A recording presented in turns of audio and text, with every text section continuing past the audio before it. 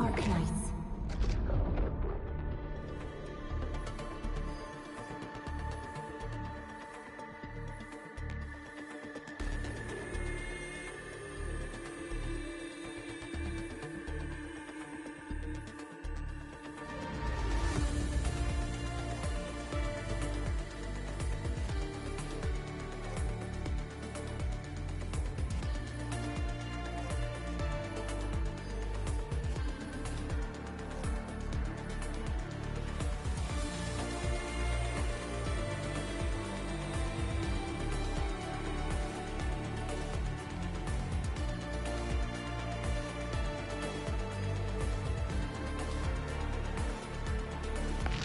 I think I'm actually going to put all of Arknights into its own playlist.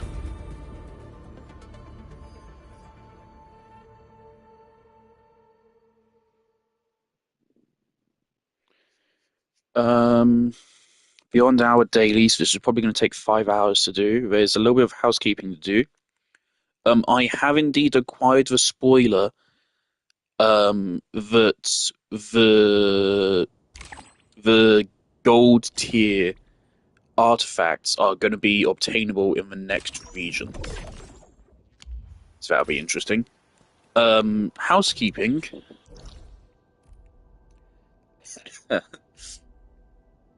So, obviously, I left this area blank forever. I don't know why I thought this, but the reason why I never went over here is because I think I just assumed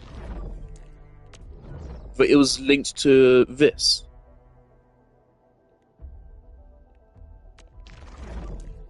You can actually see somewhere on the map here. Where is that?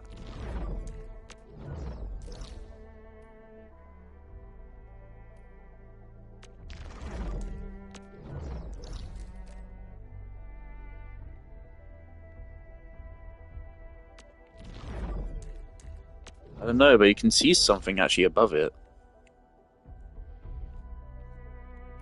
Anyway, so yeah, this morning I was like, wait a second.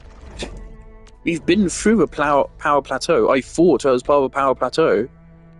And I was like, wait a second, we haven't made it there yet. So, I was like, let me check it out. And sure enough, there's nothing. I thought this like black line was an obstacle. No, it isn't. I don't know why that's there. There's nothing there. It's literally just a regular hill. So I'd been ignoring this spot the whole time. There's some mushrooms. There's some more shit. There's some ferrium actually, which was surprising. We could have gone here from the very start of the game. There's nothing stopping us. And that would have allowed us to discover ferrium way earlier. But we didn't. It's kind of fucking hilarious. But it's actually cool. That's kind of clever. So I have Originium here, Amethyst here, and then Ferrium here.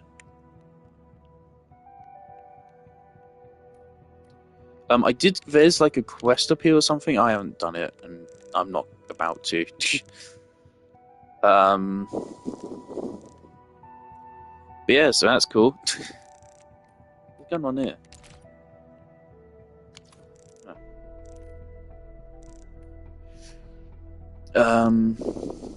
But yeah, so I did that this morning. I bought power up here, so we got a little bit more of this going. Also this morning, I realised, oh yeah, of course, as we progress, each mineral bed gets more nodes unlocked, doesn't it? So I went back through, I think, every single mineral bed in the game. Every single one which said it has an empty slot, and I went and filled that slot. I think I did every single one. So yeah, we're now at the maximum resource output. On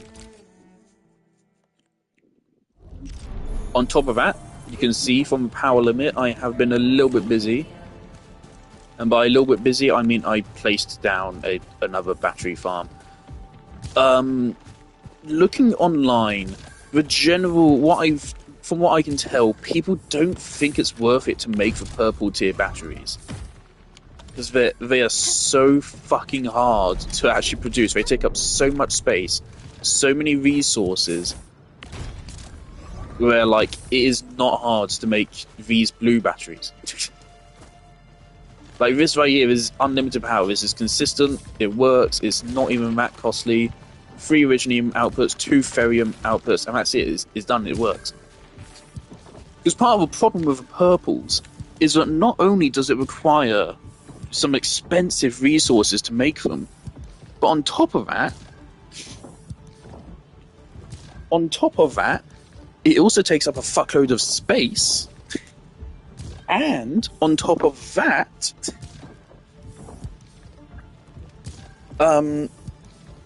the buildings you need to build to manufacture it also takes up a lot of power. So it's not as valuable as it seems. So I'm kind of giving up on the purple battery. And in future, we're just going to invest in these. So I think the blues work just fine.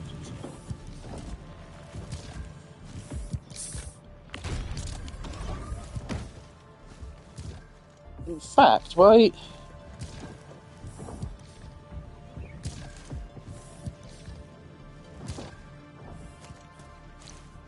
Let me get a critical stash here.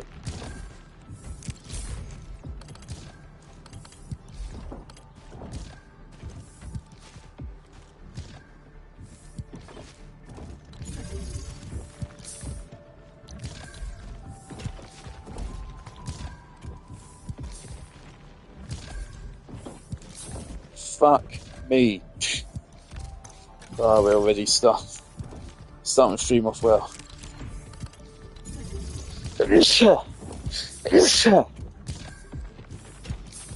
This thing seems to produce them really fucking fast.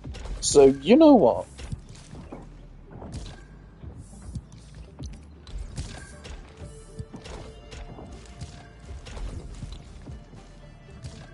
Why not do that? I think that'll work just fine. It's these will just remain clogged up.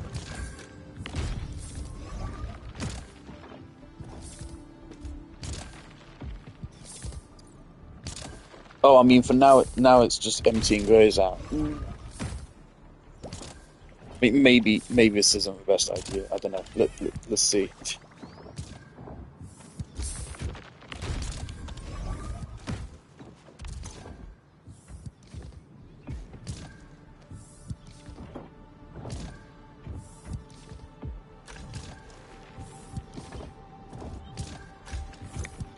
Okay, yeah, let's do it that way instead.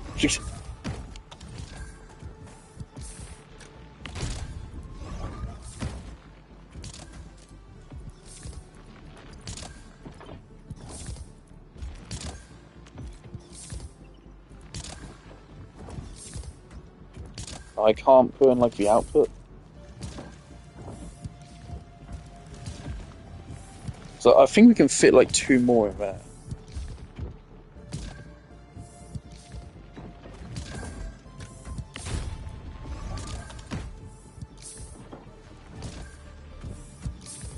Please don't tell me like the first thing I've done is just start up stream and immediately break my battery farm.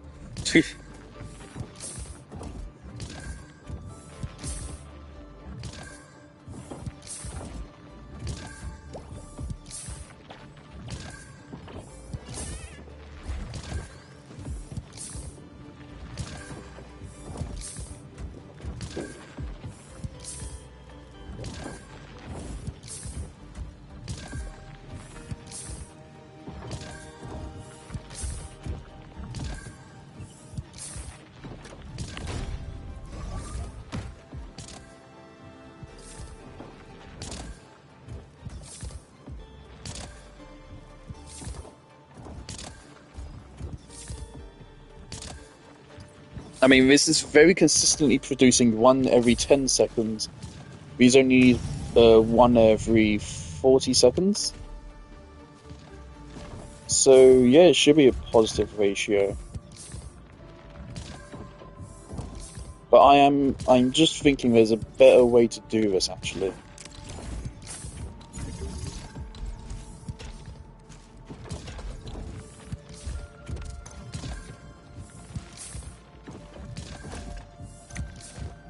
So now what this will do is instead of splitting it up this way, it will ensure that these three get fed, and once these three are fed, then it will start sending them into a splitter here. And so then excess ones go into the stash.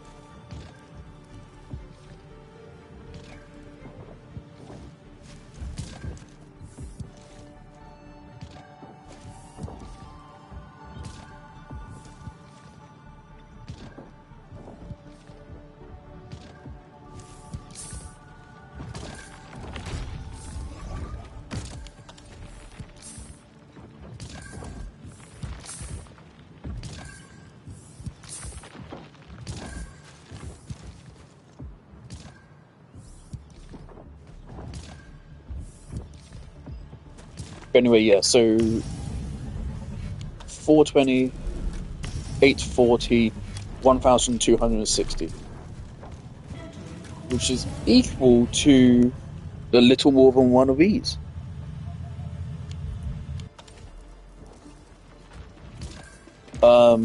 Whilst being cheaper to produce, requiring less resources, I'd say, and costing us power. Yeah, I think it's straight up more efficient, actually. It takes up less space, I'm pretty sure less resources. I think there's no actual reason to do the purples. No reason to, it's just way more difficult for no reason.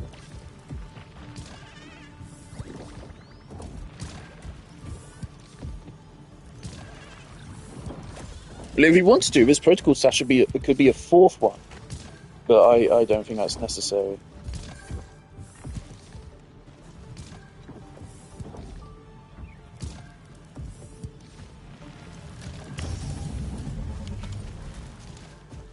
Alright, great, let's not stick around here forever. You'll be fine. Thank you. Okay.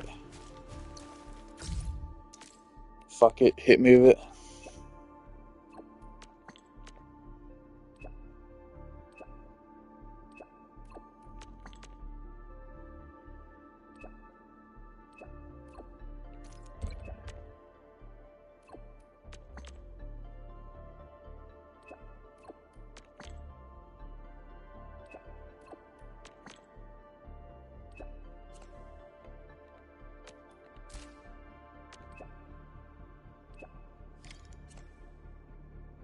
Oh. Oh, never mind. Maybe it was blocked out. Okay, never mind. That's hilarious. Yeah, so I discovered it on my own. I was just curious. Okay, so maybe it was blocked off. Maybe I'm not an idiot.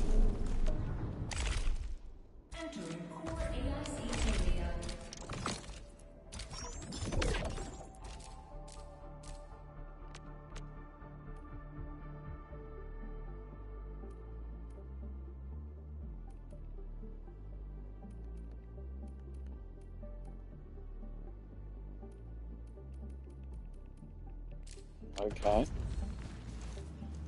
Ew. Well, yeah, we need to go spend sanity anyway.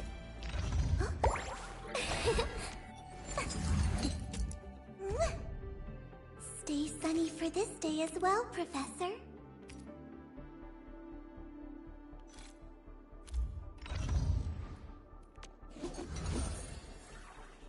Bum ba bum bum bum bum bum bum bum bum bum.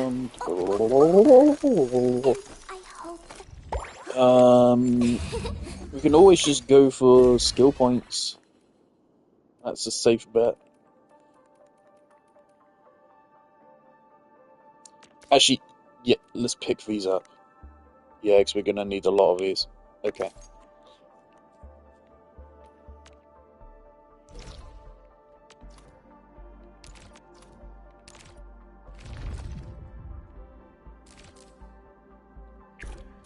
see. Alright, let's go. Ooh,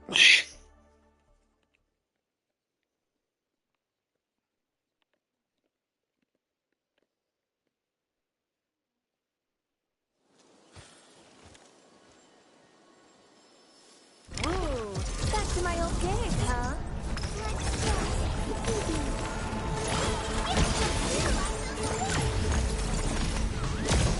I think I need to turn the game down a little bit.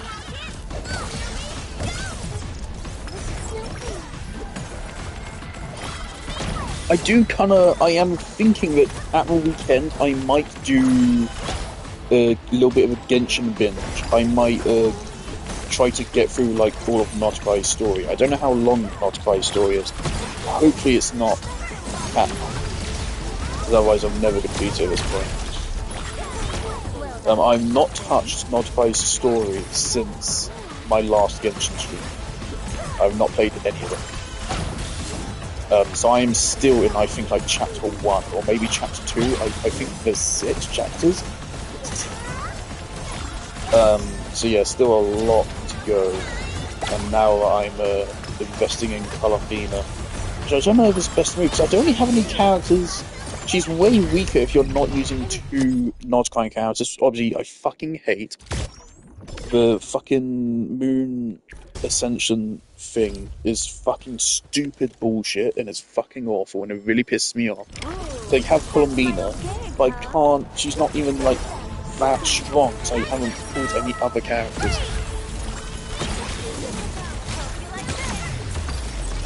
Really pisses me off. And I don't want to pull a Zibai, that character. Although I kind of like some of the ideas of her kit, I think she's really weak. Because I played her character trial. Obviously, in her character trial, they give you really, really good artifacts. They also give you their signature, and the hell, they even sometimes give you their constellations as well, and they give you some of their best teams. Right? So when you play a character in the trial, that's the best the character's ever going to be. And her damage numbers does not impress me.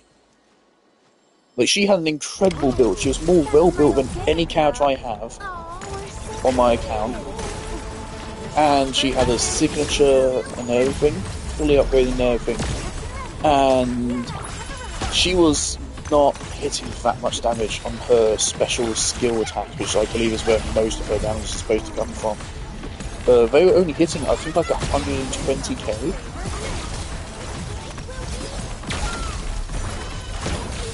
Which isn't a bad number, but it's not very impressive, because my Hu Tao can output that with every single charge attack.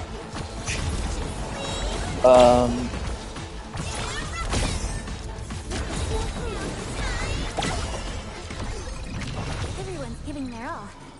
So yeah, I really wasn't impressed by her damage.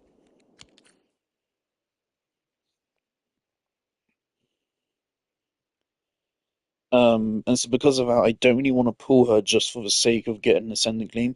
I do kind of wish I had gotten lucky enough to get Anefa, because I probably would have used Anefa, because I like her as a character, I like her design, I think I like her kit. And as an Electro character, she slots into many teams, including Hu Tao. I think she's now Hu Tao's best team. So I would have used her. Oh, we all capped out on Sandleaf.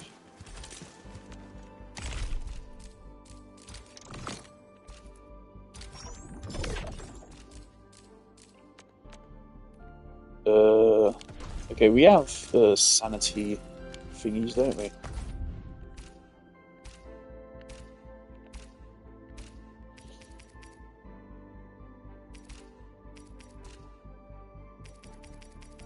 Yep.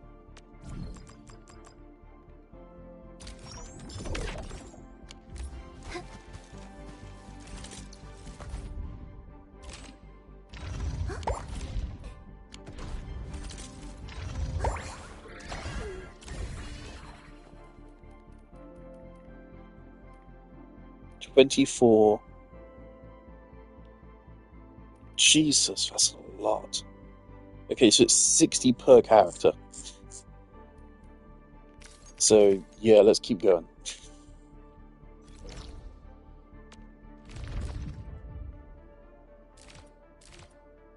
Do what you must, Professor.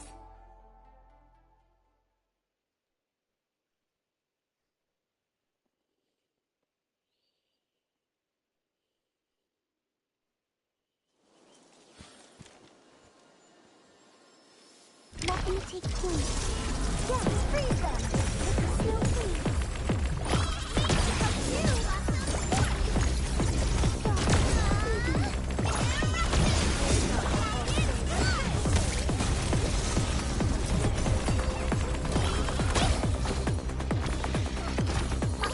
Don't go too far, Mr. Dolly.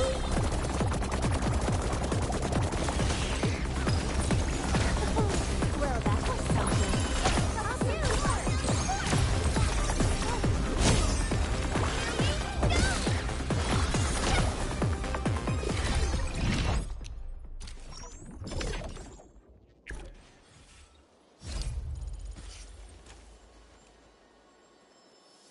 I am wondering if I could slot Columbina instead of Pokemon on my Nilu Boom team. Don't really know how that would work, though. I don't know how good her Hive application is. I don't know how Lunar Bloom works. So I also just haven't paid attention to anything. Like, legit in Genshin, the last couple months, since my last Genshin stream, all I've done is I've played new events who have come out. I haven't done any exploration, I haven't done any quests or anything at all. I've just done the event content.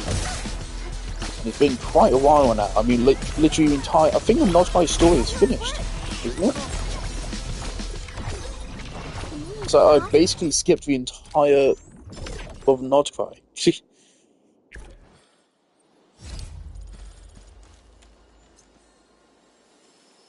Clearing the way for the rescue. Yeah, freeze them.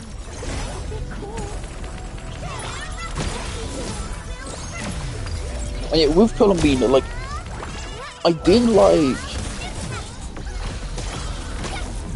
I mean, I have the same kind of attitude I have towards her that I do for pretty much every character in the game, which is, if I get them, then fantastic. If I don't, yeah. It's like I was pulling on her, I was hoping to get her. If I didn't get her, I wouldn't be that mad or anything. But I did get her. So, jolly good. I was just figuring she would be a strong character to have. One less problem to worry about. I knew we could do it. But in terms of Nodcry, I think my only other Nodcry character is Yehoda. And I don't have any constellations on her either. Ooh, so big, huh? So there isn't really a whole lot I can do with Columbina. Also, since I wasn't expecting it, I've spent the last couple of months just farming relics for the reset. And so I don't really have any... I don't have as many character ascension materials as I put with my resin for the last couple of months into artifacts. And therefore I haven't gotten a single good artifact. It's been months. Not a single good artifact.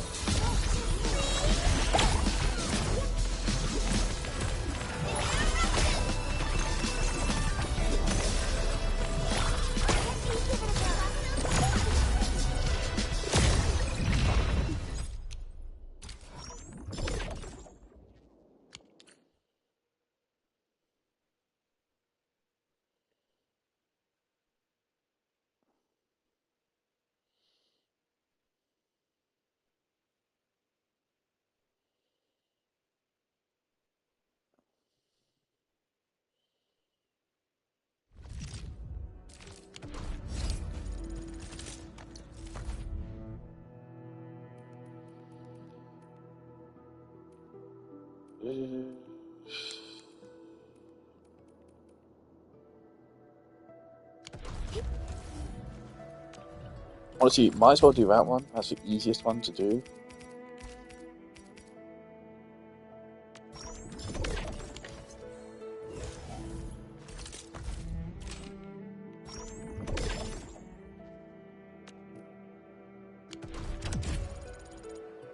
Level 50. Keeps going.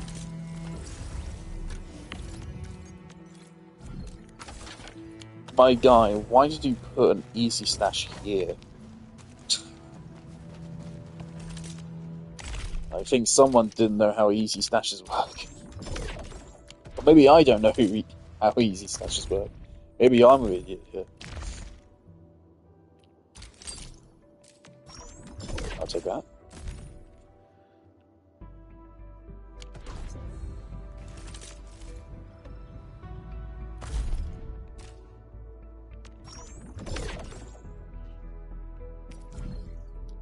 We are kind of running low on credits.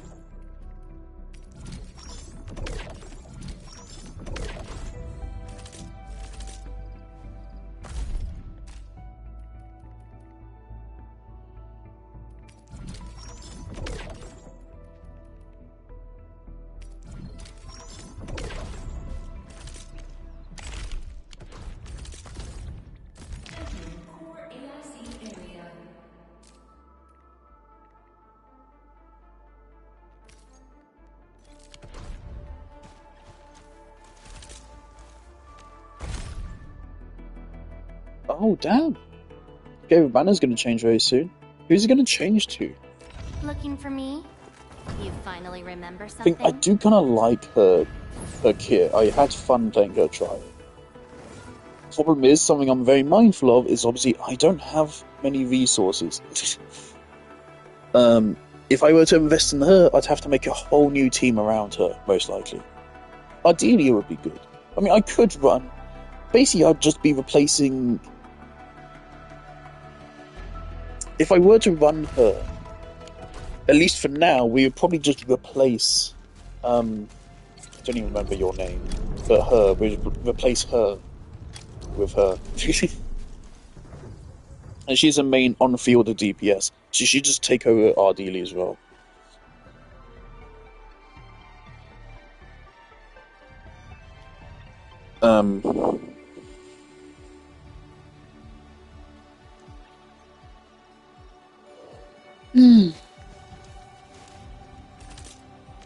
But I'm hoping to get Yvonne, because I kind of really like her.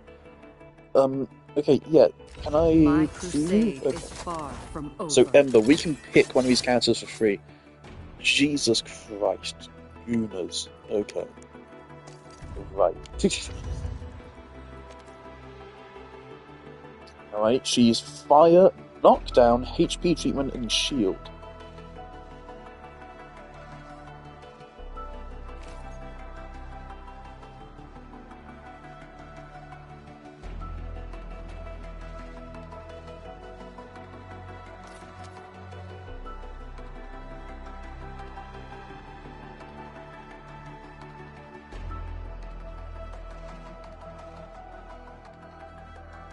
Interesting.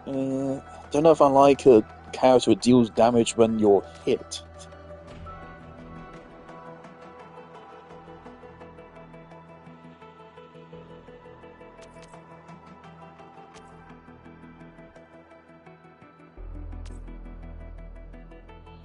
Okay, yeah, her kit, it sounds so fucking boring. This sounds drop dead boring in terms of a kit. So, no. You're male, so chance is not looking good for you. But let's see. Another physical DPS. More knockdown, physical susceptibility, and link.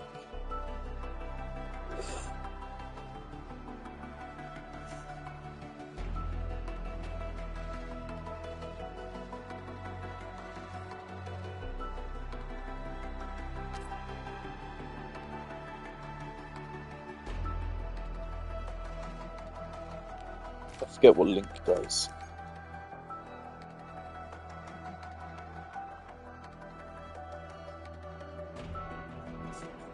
This annoys me because this makes no sense as a buff title. Why not call it Empowered? Or literally anything other than Link?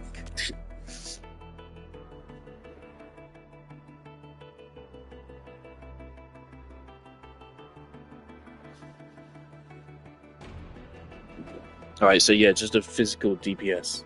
Cool. We know Ardelia, we know that's right. Go over the And we already battle plan have once you. more. Well, shit. This selector, unfortunately, isn't that good. Is it? We already have 2 of them. 3 of them, even. So, do I want to pick a character who has a drop-dead, boring fucking kit? You, a male? Or do we want to go for constellations? Ardelia's first constellation does not look that good.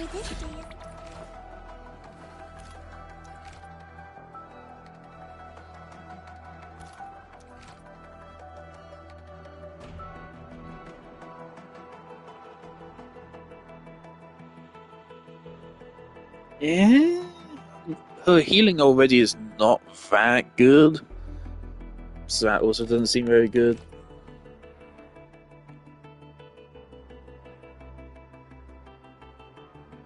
That's okay, I guess. Her ultimate does do decent damage. That's nice.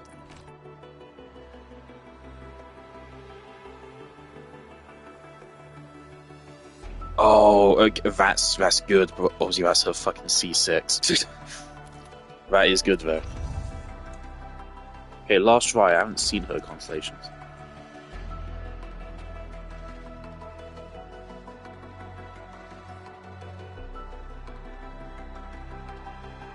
Okay.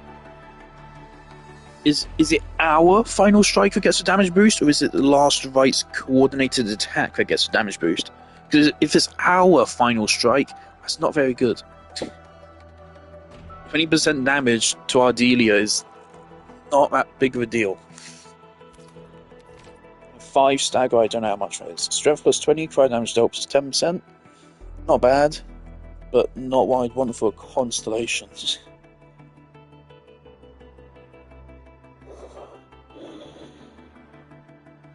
15% damage boost, that's cool. That's good. That's good. Winter is returning. Okay. Oh, that's nice. More 3SP. Alright, that's pretty decent as well. 20% damage boost and more ease of use. Alright, and you, we don't know anything about you, so it's a bit meaningless. Ooh. There.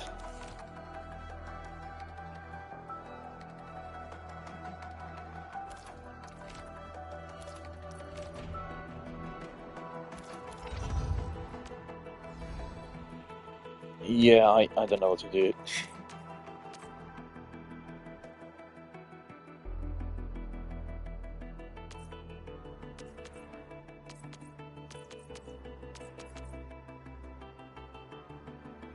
Thing is, if we got Leviathan, I might consider getting Ember.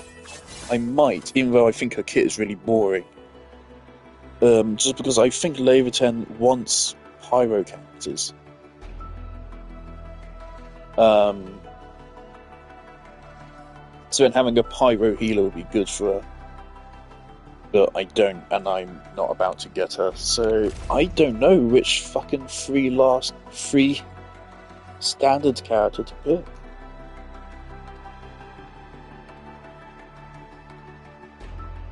So I don't think any of them are particularly good.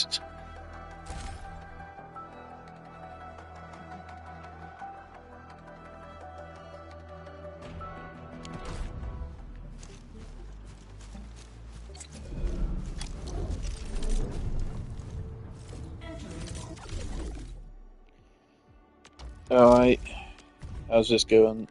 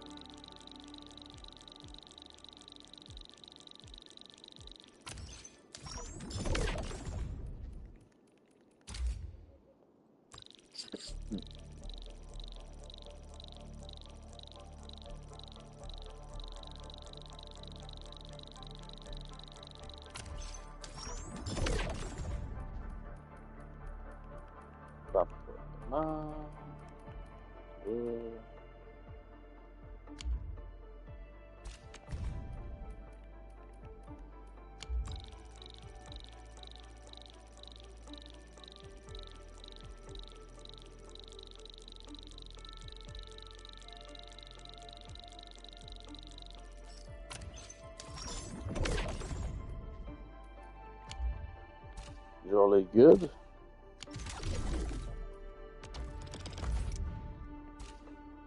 Alright, let's check out the stock market.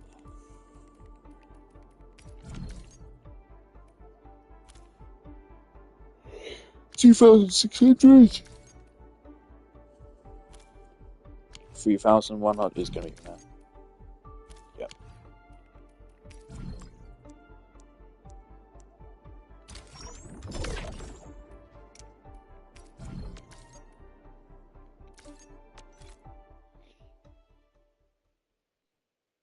I think we're about to make quite a lot of money out of this. Interestingly, the new AIC we set up doesn't seem to have an outpost management. It's not there.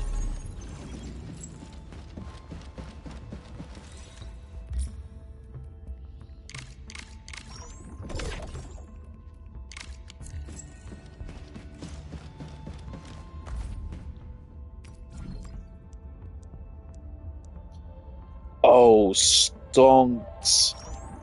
Oh, that's beautiful.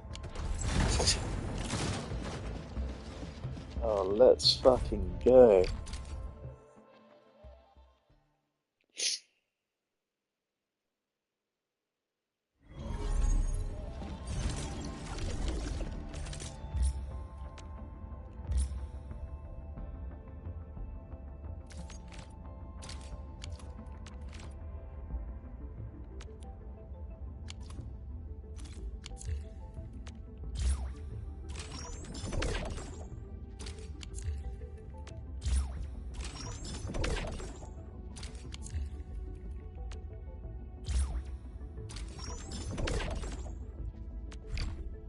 Yeah, just keep replanting.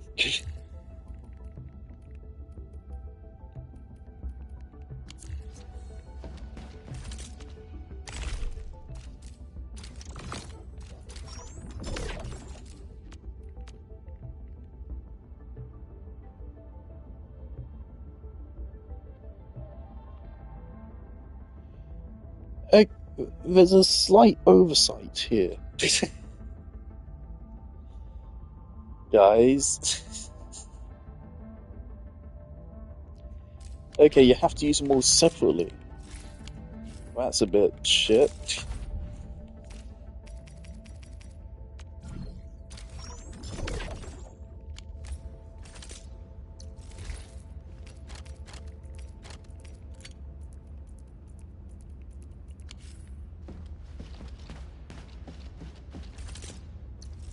Still waiting for something?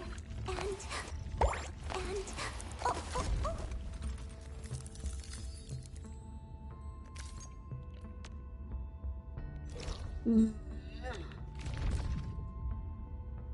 Let me see.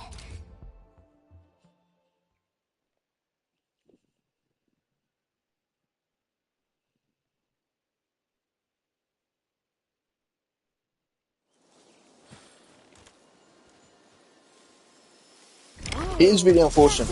Neither of those two characters interest me in the slightest, and none of the constellations interest me either. They're all just kind of like basic stat boosts, it feels like. There's nothing exciting in there.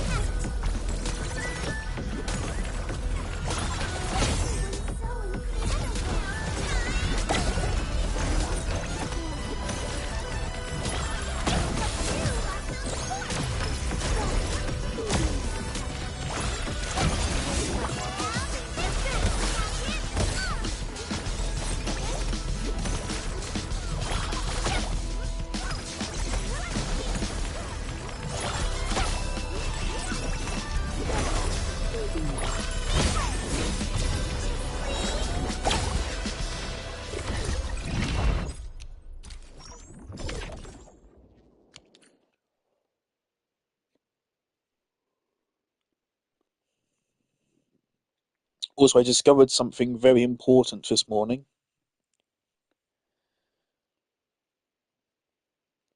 which probably could have been pretty helpful.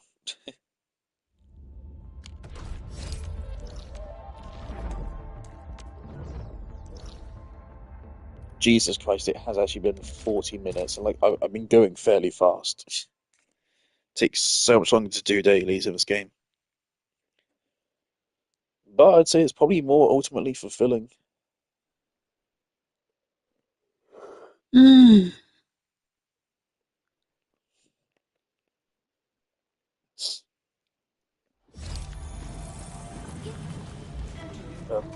Oh yeah, okay.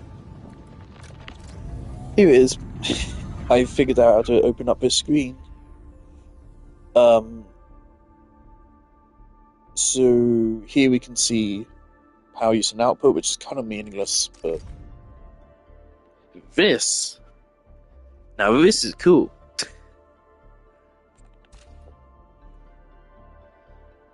So this tracks our actual and our theoretical consumption rate of every item. It says we're using Originium faster than we're gaining it, but I know for a fact that's false. So I don't know why that's saying that.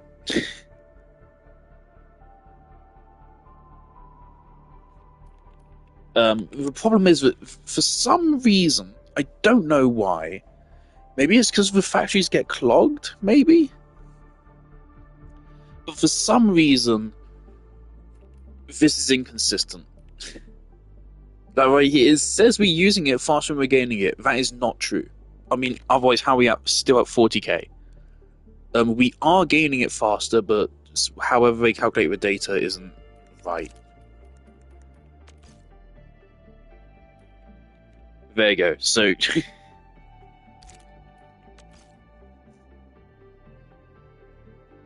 overall, it averages out to being positive for everything. It's just funny.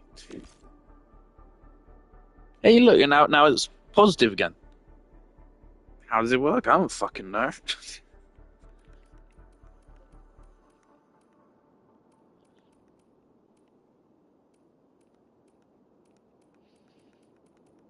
But yeah, so this is very useful. This is exactly what I was asking for. I wish the game put more emphasis on the fact that this is something you can actually do, because this would have been quite helpful to look at.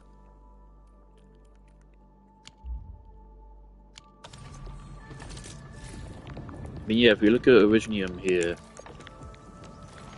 it's a little bit chaotic.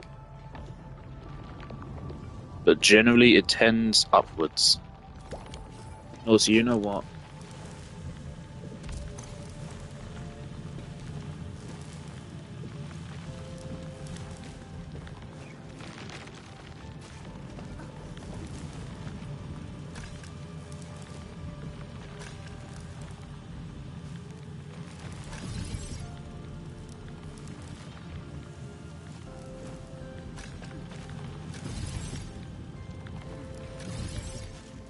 Just get rid of that.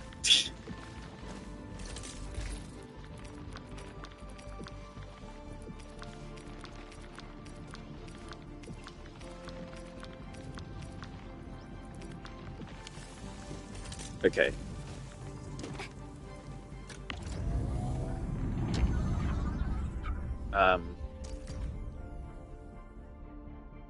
Yeah, it still says our usage is higher, but I know that's not correct now.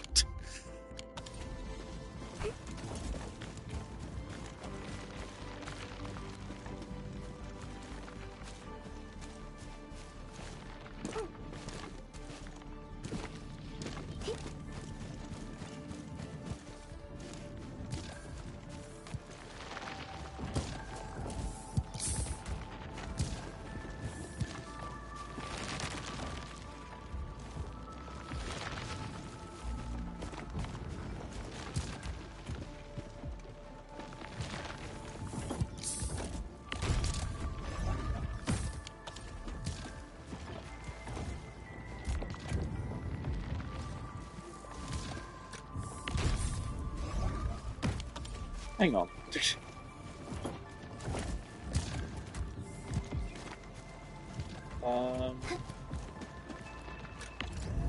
Thing is, although the screen is useful, why can't it show me this information just whenever I want to look at it? This seems like it's the same situation. Yeah, our yield is higher than our usage. I would have thought way higher because it was already neutral. And since then, we've gotten like so much more.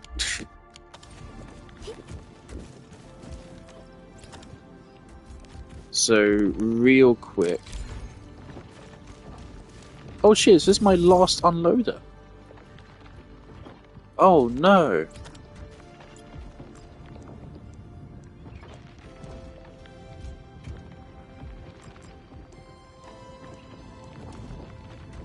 Yeah, that's probably enough.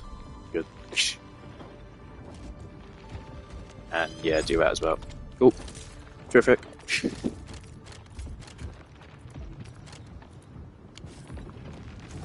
Okay, refining unit and then fitting unit.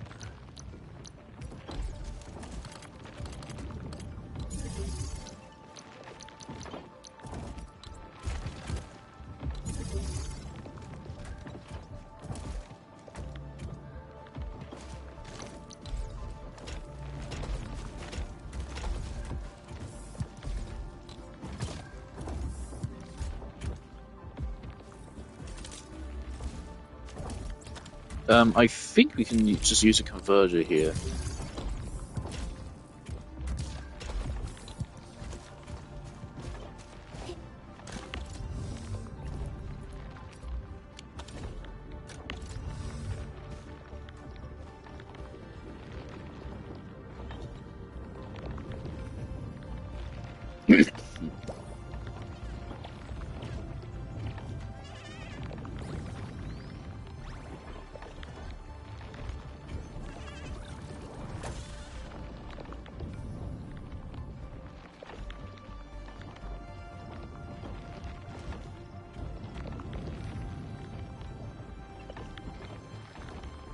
Yes. Holding steady.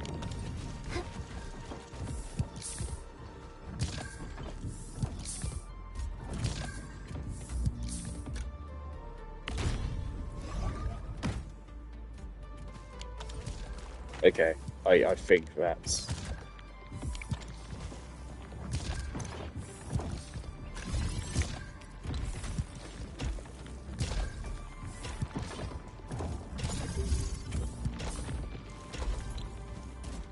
That's better.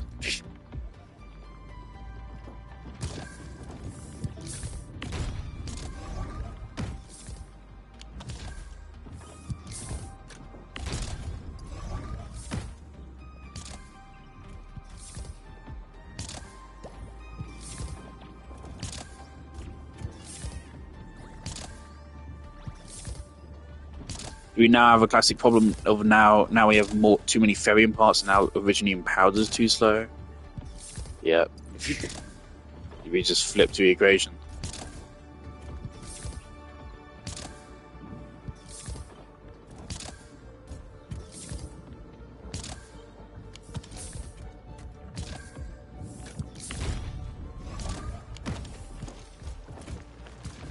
Oh well.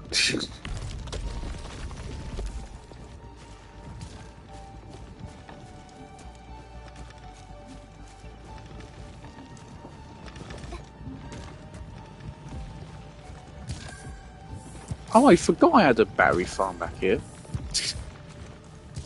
Oh.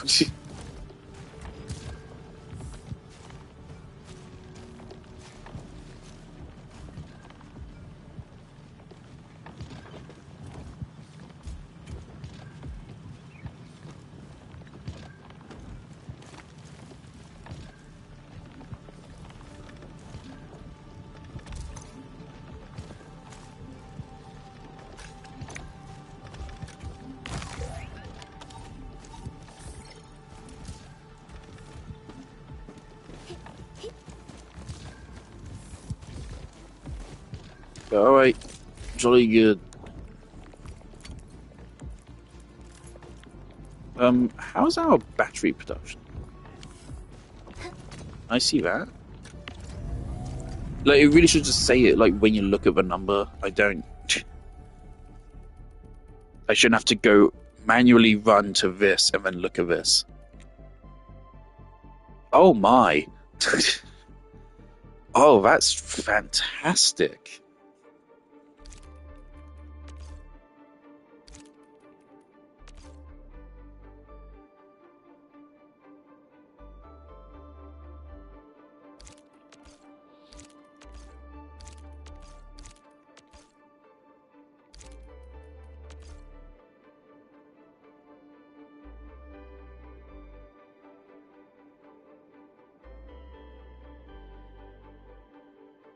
Okay, the usage.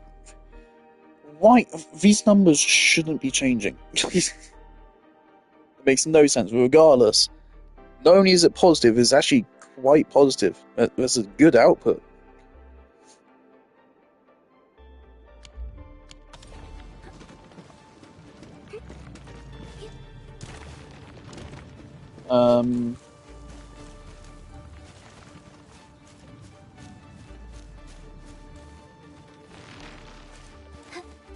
Anyway,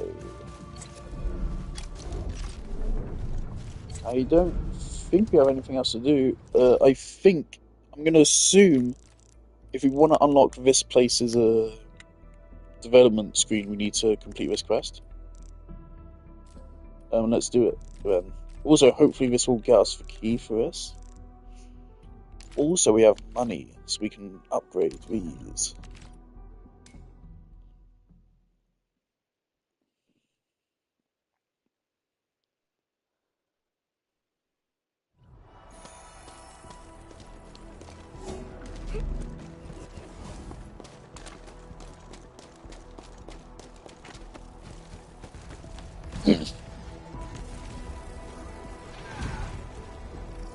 It's a lot of money, but an extra 8K's not bad.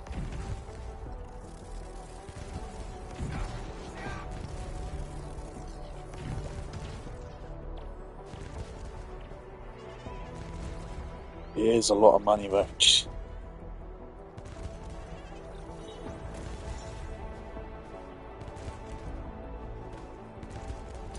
Fuck it, sure. Gotta spend it on something. This is the last upgrade, 600,000, an extra 10,000 cargo depot, whatever the fuck.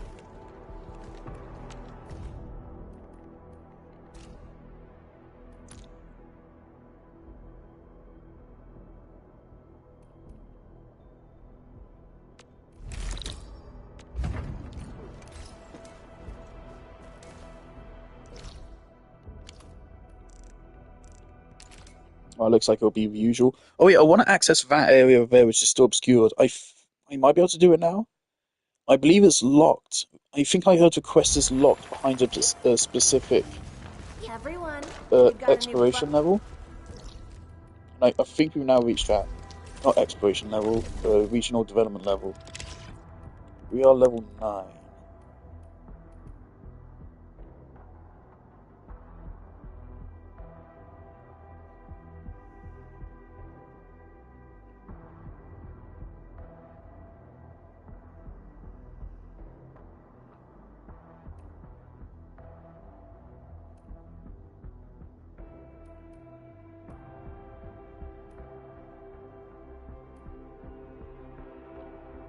Regional transfer.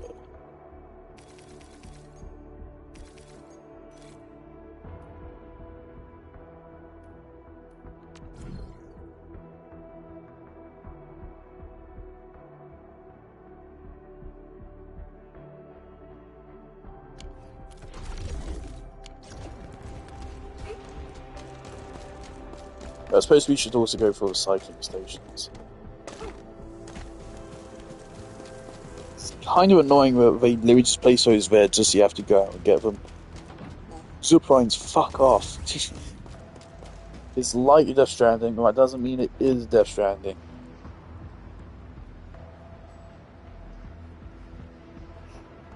Oh, I should have gone this one. This upgrade would be cheaper and it would max it out. And I think just overall give me more value.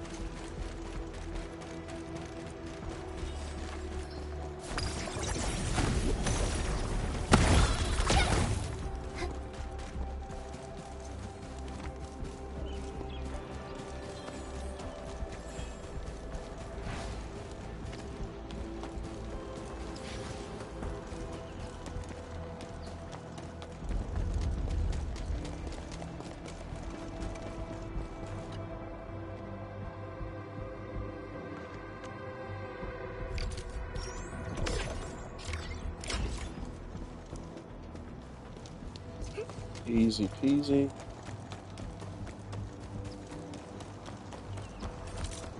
What's this quest?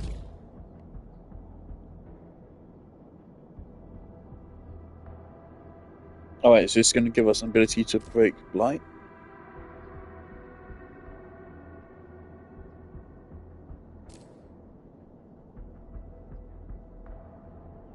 Oh. Oh, we should go do that.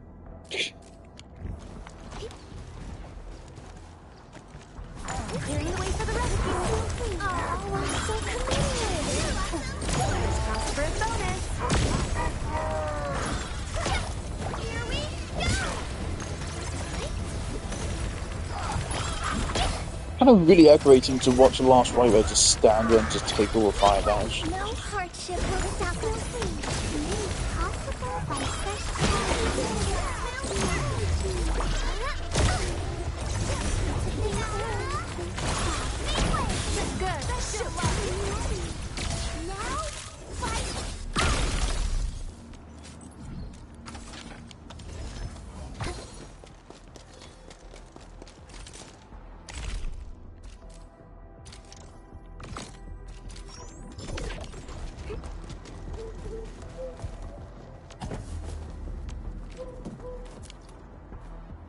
Thank you, very cool.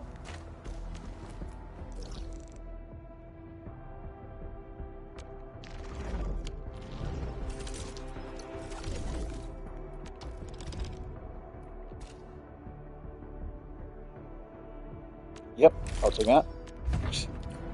288,000.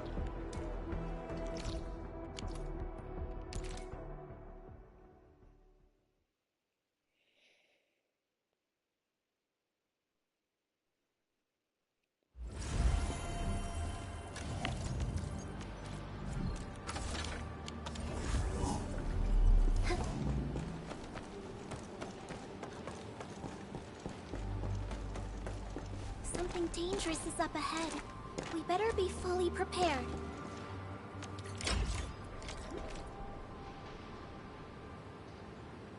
No.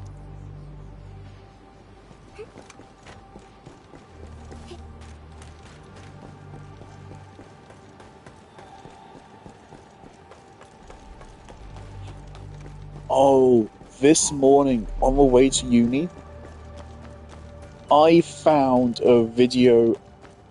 I don't know if it's right to call it a video essay, but it's a video of essay length. What was it called? I'm trying to pull it up. No, that's Rooster Teeth compilations. Whoops. Clearing the way for the rescue. Oh, Don't mind me. I'm so committed. Oh, that's bad. For a bonus. Never mind, it has literally no effect. Everyone, be cautious. That enemy looks very dangerous. Very dangerous. Let me find it. I also hurt my neck in my sleep. Now my neck hurts.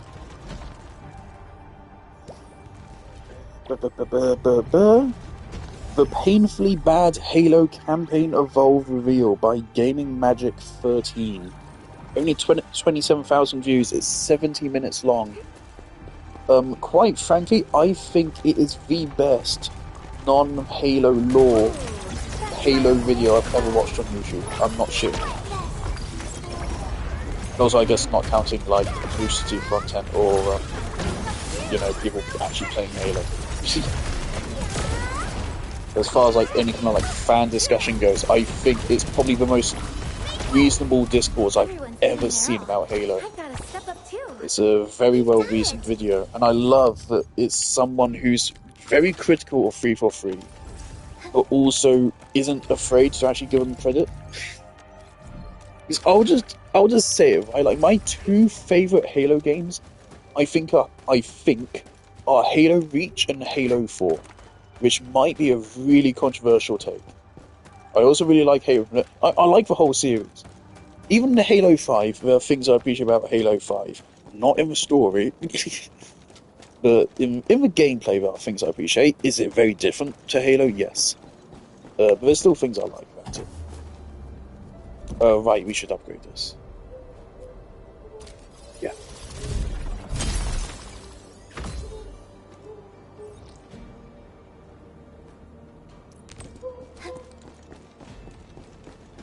everyone. We got a new buddy to play with.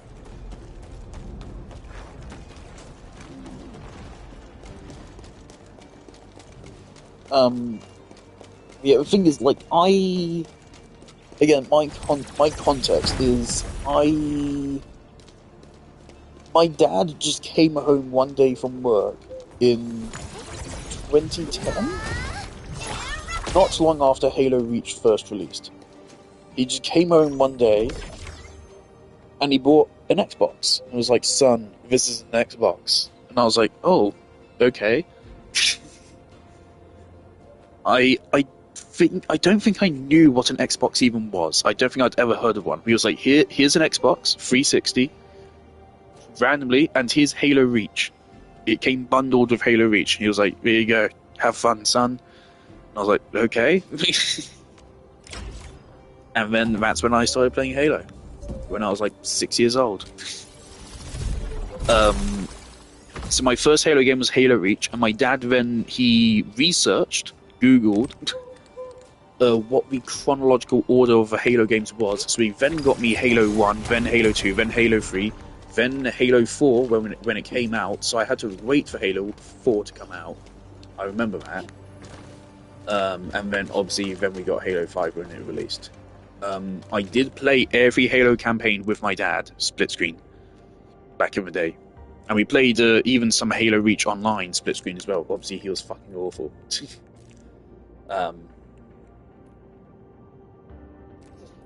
So, like, I did start out with Bungie's Halo. So, if anything, I should be biased towards them, but I do love 343s for what it is. I will absolutely maintain, I find 343's Halo multiplayer to be way better than Bungie's. Except for Halo Reach. I think Halo Reach... Yeah, Halo Reach is the best multiplayer Halo ever had. I would then probably follow it up with Halo 5, then Halo 4, or Halo Infinite, and then Halo 3, then Halo 2, then Halo 1. Actually, no, fuck you. Halo 3 goes on bottom. No. Actually, no, Halo 2 is even worse. Yeah. Okay, so Halo 1, then Halo 3, then Halo 2. Mainly because Halo Combat Evolved multiplayer was like a party game. It's just shits and giggles. It is terribly balanced, and the game knows it, and it embraces it, and it's really silly, and it's just stupid fun. Halo 2 and Halo 3 are fucking terribly balanced, and the game doesn't know it, and it thinks it's well balanced. And it's really fucking annoying, and that makes Halo 2 and 3's multiplayers, I've never really enjoyed them that much. I've always kind of hated them. And that's why I found Halo Reach and Halo 4 and Halo 5 way more enjoyable, because they are more well balanced. Halo 5, the Magnum and the Battle Rifle are once again really OP, but it's not as much of a problem in Halo 4 and Halo Reach. Halo Reach is definitely the most well balanced.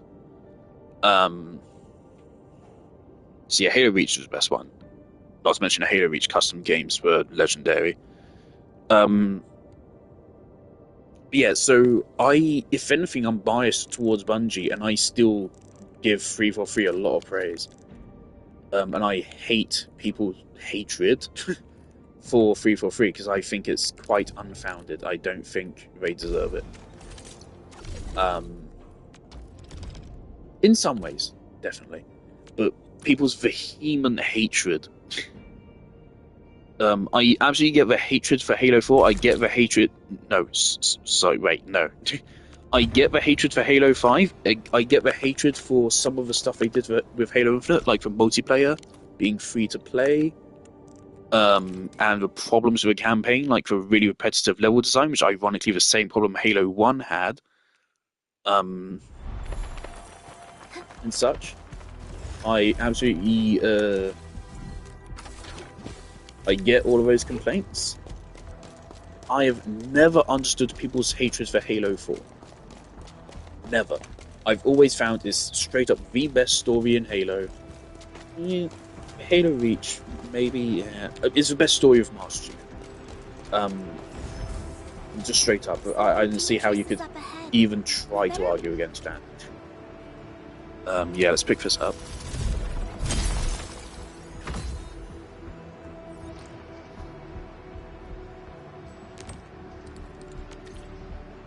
Oh, can we upgrade again?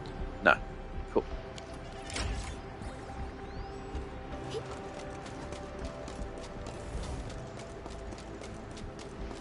What is the point of this? I get paid 200 grand for this? Okay. This is a 30-second charge. Anyone could have done this. For free, he could have done this. He's just standing here. What are you doing? Why are you just pissing away money? I mean, thanks. But I don't think he needs me to do that. Sure, thank you. Idiot.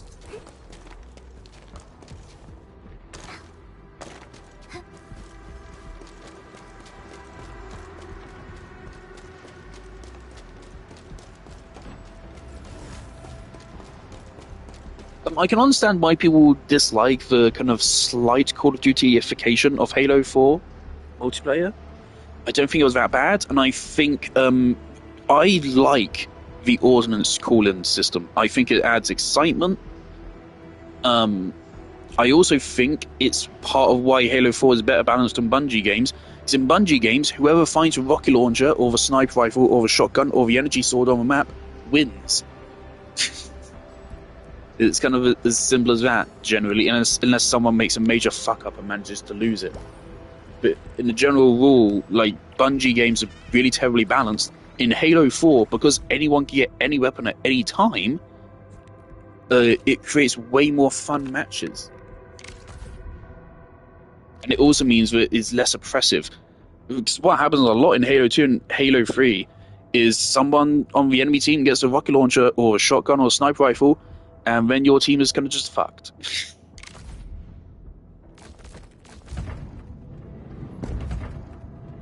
Oh, let's go. Oh, and I can just throw in any of this. Yep. Oh, we need to pack 7,000 though. Alright, sure. Fuck me. Why is your UI like this?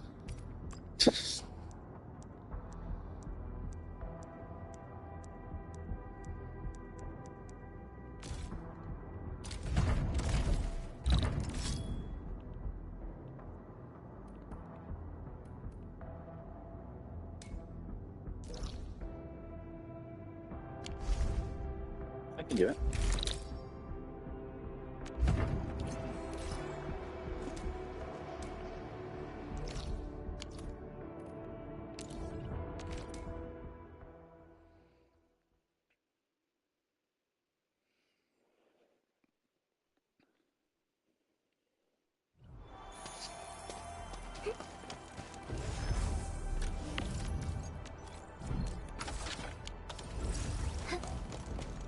Let me check. How's the depot doing?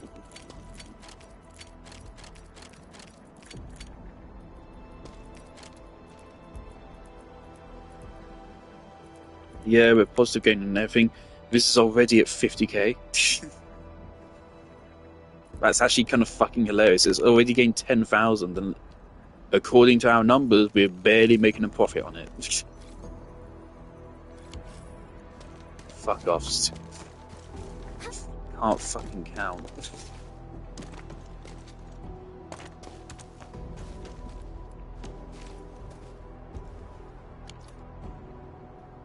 Should we just keep doing this until we get these to max level?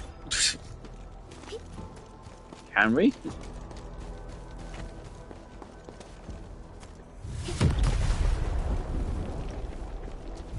Clearing the way for the rescue. Let's do our That's clearly...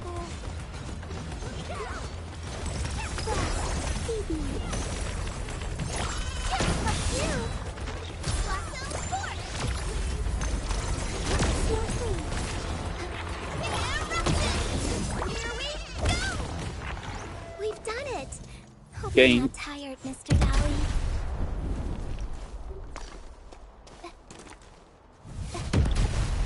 Okay, I've tried. Funula Entertainment. Ooh, back to my old gig, huh? Let's do our Fuck's best, sake. people.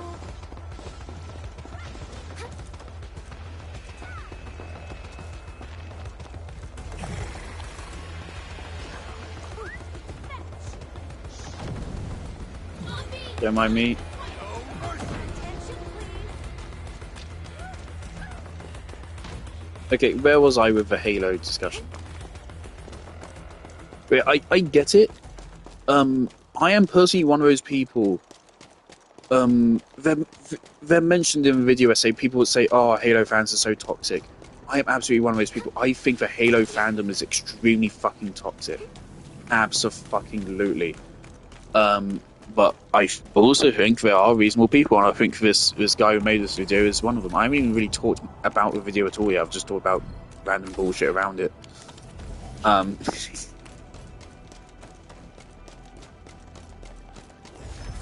I found the Halo community to be really toxic, and they don't actually want a better game. They just want nostalgia back, and 343 can't give that to you, nor should they.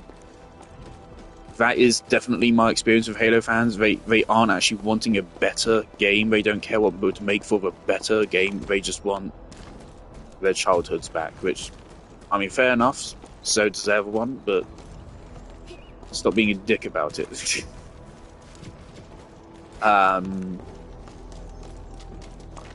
There are valid criticisms to make of 343's games. I see a lot of people making non-valid criticisms and acting like they are valid when they're not. And it's really frustrating. And it's been really toxic, which is why I only ever engage with Halo. I watch Hidden Xperia, or I used to. I would not consider myself in the Halo community at all anymore, really. I don't engage with anything from Halo nowadays, other than this one video. But also, I've seen people on Twitter which is like just taking any criticism of 343 as like being bullies, and no. 343 have done a lot of stupid shit, especially with Combat Evolved Remake. So this video is about the Combat Evolved Remake. He looked at the trailers and he also took the testimonies. I'm making it sound like a way bigger thing than it was. This guy is reviewing the remake based on what we know about it, and basically he's fucking ripped it to shreds. He completely dismantled it, and yeah, it's not looking good. There's some bunch of information he had which I didn't know about. But yeah, it doesn't sound good.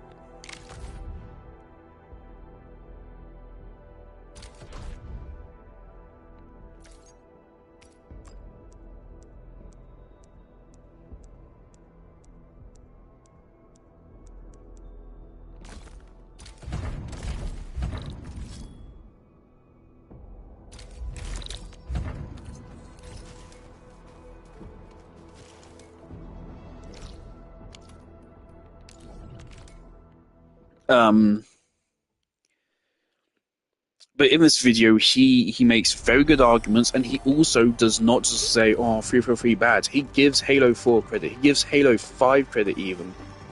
The one thing I do disagree with him on is in Halo 5. In Halo 5, I don't remember really minding having to fight the Warden multiple times at once.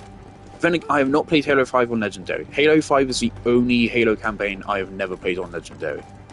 Probably because it's also the only Halo campaign I've only played once. Back when it first came out, and never again.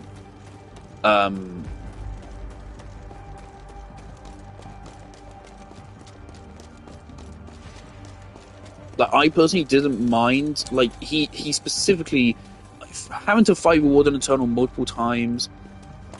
I think it would be okay if Warden Eternal was an interesting character. He's not.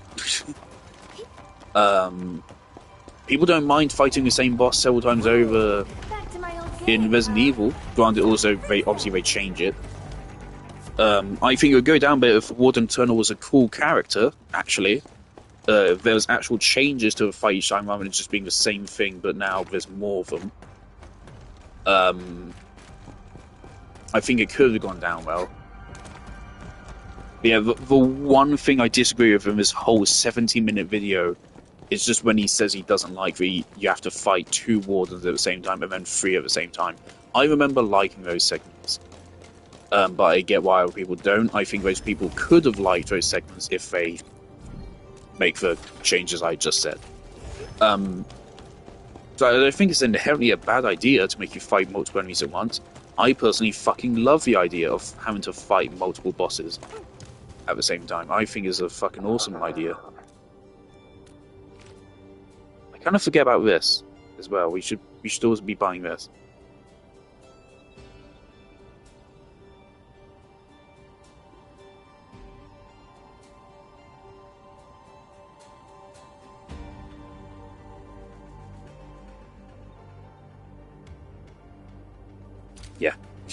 Yeah, let's buy this. This will increase our stock market buying as well. Kind of forgot we can do this.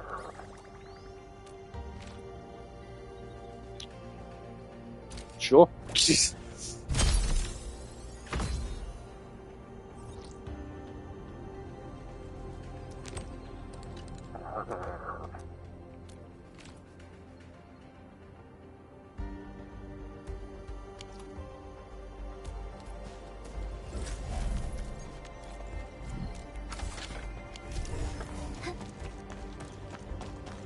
I also really like that he was willing to levy criticism at Combat Evolved, even though he says he really fucking loves the game.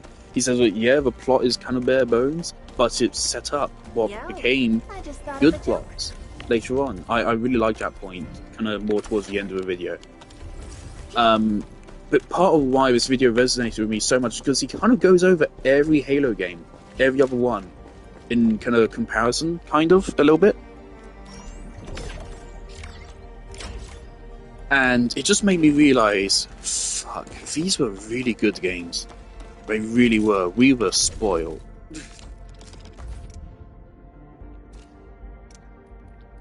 Oh man, we get more items.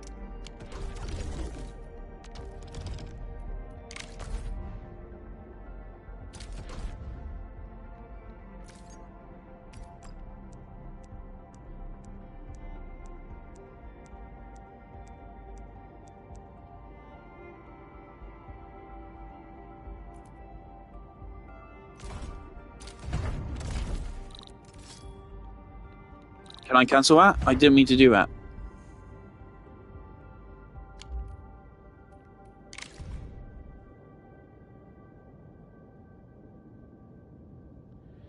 I didn't mean to do that. Why is the UI so bad?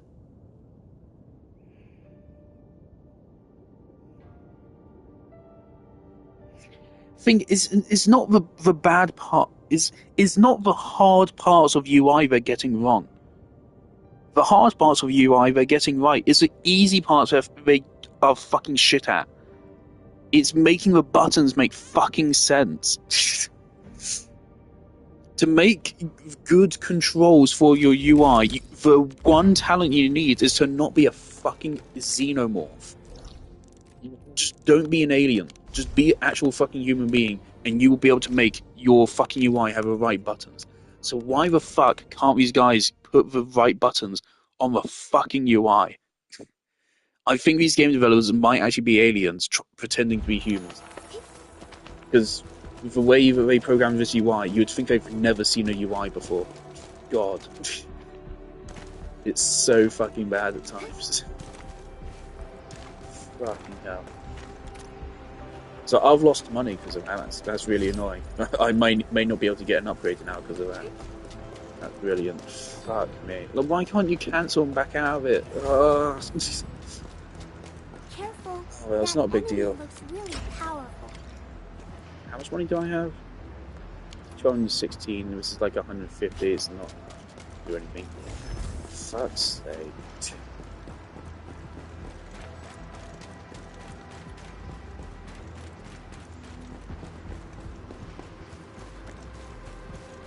I wanted to swap it out for Sandleaf. So obviously we're producing a fuckload of it. But the buttons are really confusing.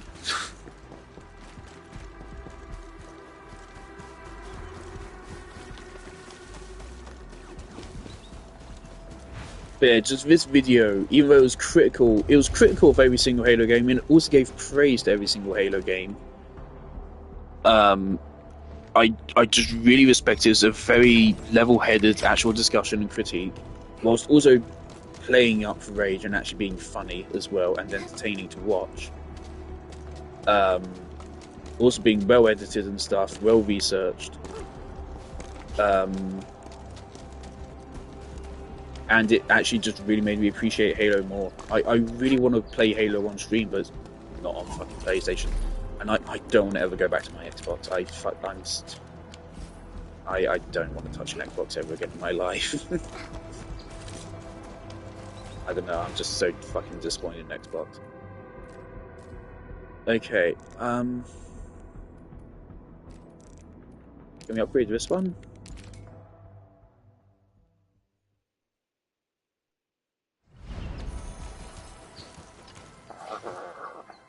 That's interesting.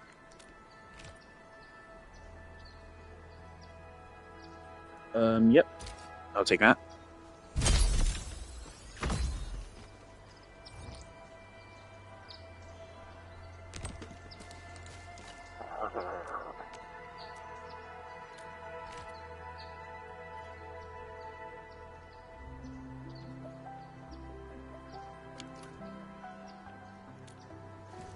Okay, so we've actually doubled the amount of shit we can buy, I think, by doing that. I think I just saw that said 230, I think.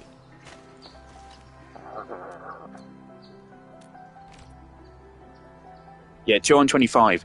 It was 115, right? So we've doubled the amount.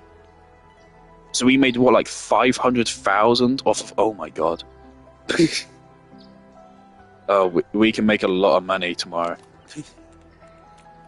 Okay, jolly good. Should we do this? Since we're literally right here, let's do it. Sure. Let's get some of your on-screen time.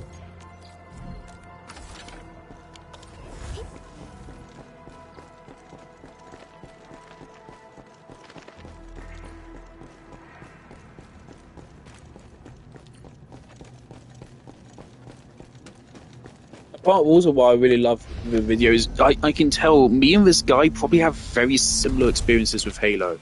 Like, he talked about how, oh, I care about Halo because I started playing it in middle school. I don't know what age middle school is because it's American. Perlica? And I don't know how the American schooling system works. I mean, it doesn't work.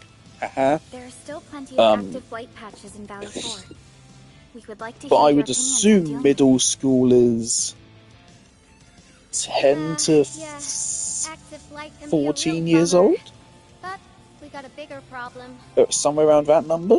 I Which detected an is ether energy signal in the vicinities of Valley 4. It's weak. not the but same there's time I no started playing mistake it. about I started playing Halo when, I hate to say this, but when I was either 6 or 7 years old. I'm so sorry to say it, but it is literally 6, 7. We got plenty of noise in that signal. I need a reading that's cleaner and more precise. Tata's onboard detection module. When did Halo Reach come out? Was it 2010 or 2011?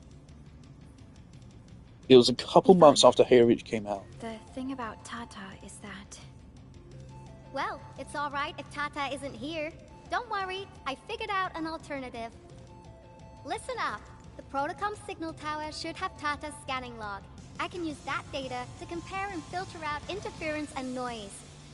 September 2010. However, I'll need your help connecting to the signal towers. So it might have been like November 2010? Hence, I'll need the data. It was not that long after it released. It was not that long. Tata is... Um...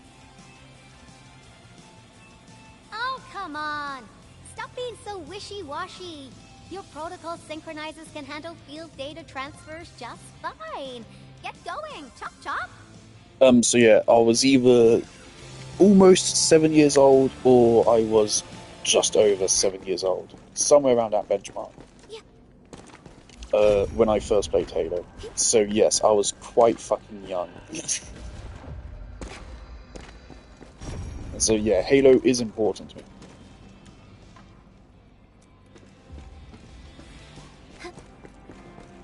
So I've never gotten people's hatred for Prometheans.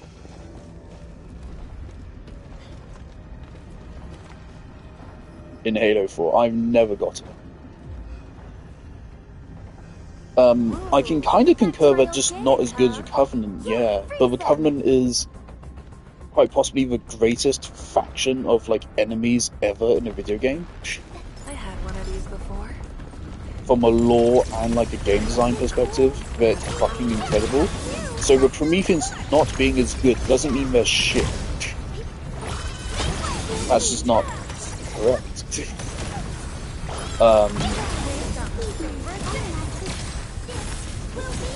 But I have always liked Prometheans in Halo 4 and Halo 5. So, no, I do like them in Halo 5. They're gonna change them up in Halo 5, make them like have an armor theme going on for some reason.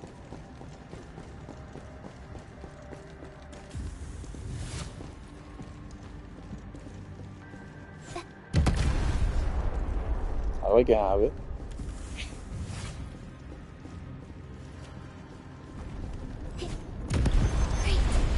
Now it'll no longer hurt anyone.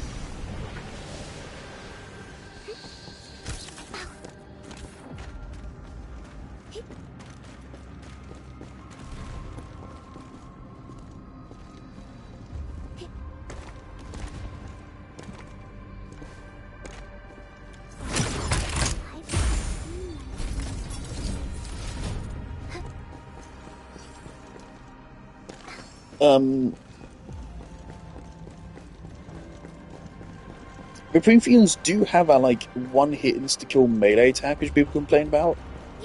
I don't find I've ever had like that many problems with it. So I'm pretty sure there's ways you can manipulate them and avoid it, from what I recall.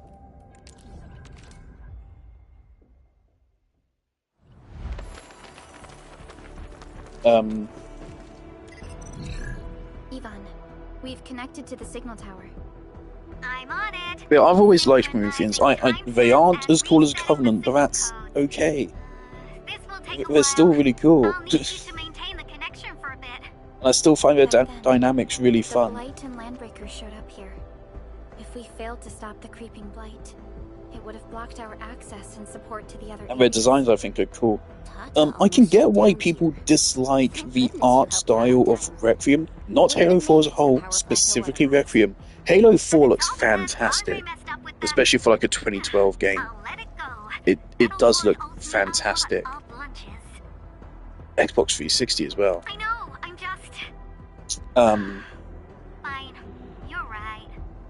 The next step is to connect to the signal tower at the Origin load spring. I can get why people dislike the design of Forerunner structures in Halo 4. I have always viewed it as different. Oh yeah, different. Not better, not worse, just different. I think it could maybe go down better if they established that this is like the Didact's kind of building style. So actually like ground it in the lore as to why Requiem and his domain looks different to the rest of Forerunner society. I think then it would go down a lot better.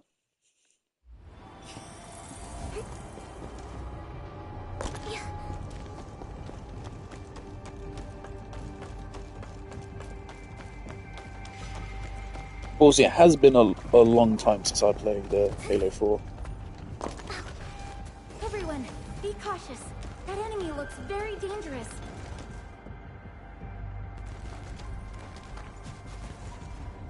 Ah, you're back. I've played each Halo campaign probably like 3 or 4 times. I played them once with my dad, then once on my own after that, You sure you don't need more armor? and then once on Heroic, and then once on Legendary. Shockwaves and Angeloy made a royal mess of the Origin. Yeah, that makes about sense. Gotta fix the infrastructure. I don't think I played Halo 2 on Legendary. I don't think I've done that.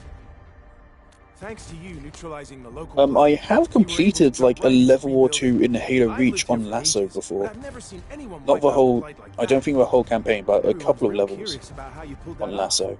Having tech like yours would make our survey and SAR work a lot easier. Yeah. In any case, I remember Halo such Reach and advanced Halo tech 1 needs mass production Legendary anytime being soon. really fun. I just hope the UWST can strengthen its partnership with Oh yeah, this in the video he goes over a lot about like Halo Combat Evolved's AI, and it really made me appreciate like it's kind of tiny details. It's kind of something you don't really think about. But yeah, Combat Evolved's AI is so fucking good, especially when you also realize, holy shit, this was 2001, and it's like, quite frankly, like some of the best video game AI ever. People give credit to like the Xenomorph and shit in Alien Isolation. Like the Xenomorph is cool, but it's kind of scripted. It's simply that, oh, if you use a flamethrower against it, it learns to stay away from a flamethrower. If you use this trick, then it learns to do this. If you're in the vents, it learns to search for vents. It's kind of, it's not as natural to me. You can tell like how devs programmed it and stuff. But like with the, to me, like looking at the Halo Combat Evolved AI, they feel like real people in a way. They feel very real, is how the Covenant would act in battles. They are really fucking smart and in organic ways. It's fucking brilliant. Good work out there, people. And it is not there in the I'm remake. almost done It's, here. the remake AI looks really fucking bad. Still analyzing and sorting out the data. Filtering will be done in a bit. I used the time to come up with a solution to your active blight problem. Oh, if only I could kick off projects first and worry about approvals later.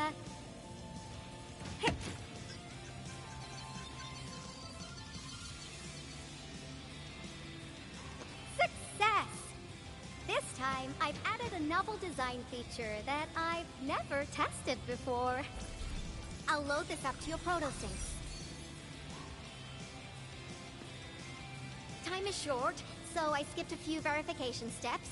You can treat this as a temporary test component.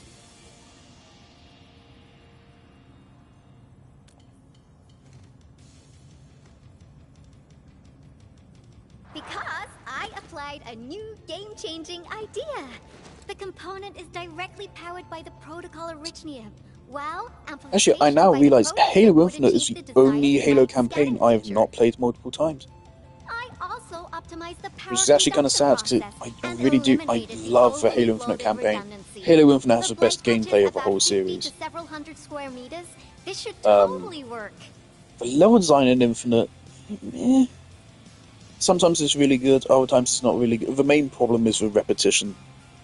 Anyway, the repetition is less in the actual design and more so in the actual, like, visuals of the levels. It's less in the actual design of them. There's a couple rooms that get recycled, but they're like just corridors anyway. It's fine. Well, I guess I've spoken more than enough.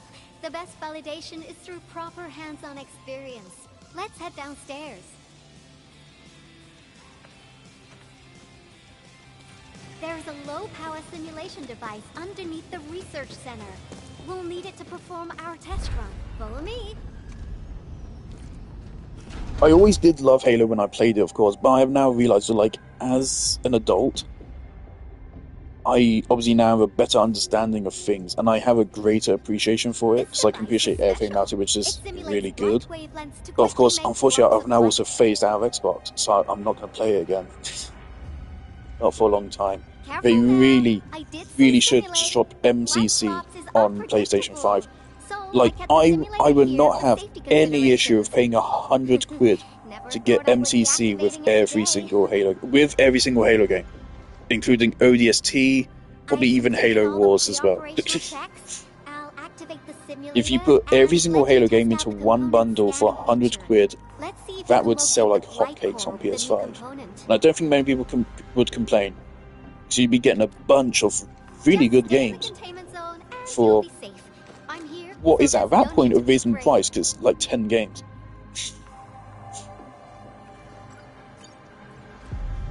And yes, Halo 5 is a good game. The campaign is bad, but some of the level design in the campaign is good. Some of the enemy design in the campaign is good. The collectibles were a neat addition, from what I recall. And the multiplayer was good in Halo 5. And the Forge was fucking wild. Anyone want to hear it? Hey, a little reaction, please. Success. The scan has revealed the Blight core. Ooh, awesome. Hey, it's how you should have designed this system from the beginning.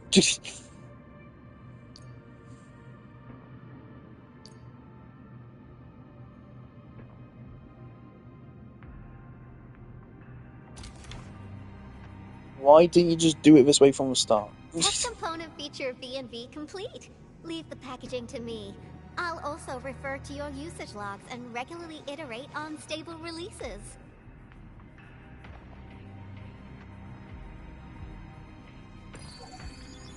But hey, I like unlocking abilities like this through kind of optional story quests. This is cool. Pools of the Ether Rift. She can't create new rifts out of nothing, at least for now. Nevertheless, this remains the most severe blight incident in Valley 4 in the last 10 years. If we'd let Neferith have her way, half the entire valley would have been gone. Why do I feel like Yvonne is voiced by VTuber? Now, we managed to seal the Valley 4 rift mainly because we have plenty of data from our Ether. Oh, I must confess, I have been watching a little bit of Pecora. Very rare exception. But not Pecora specifically. I've been watching, I think right now she's playing through Terraria with a bunch of her friends. And I've been watching that a little bit. Now I wonder, what emotes would Tata use when it sees the crisis ending in Valley 4?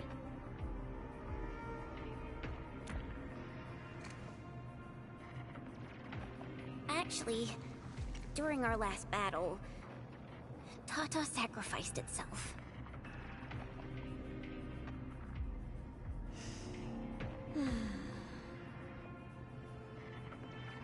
I thought as much when I saw the anomalous readings after the rift disappeared.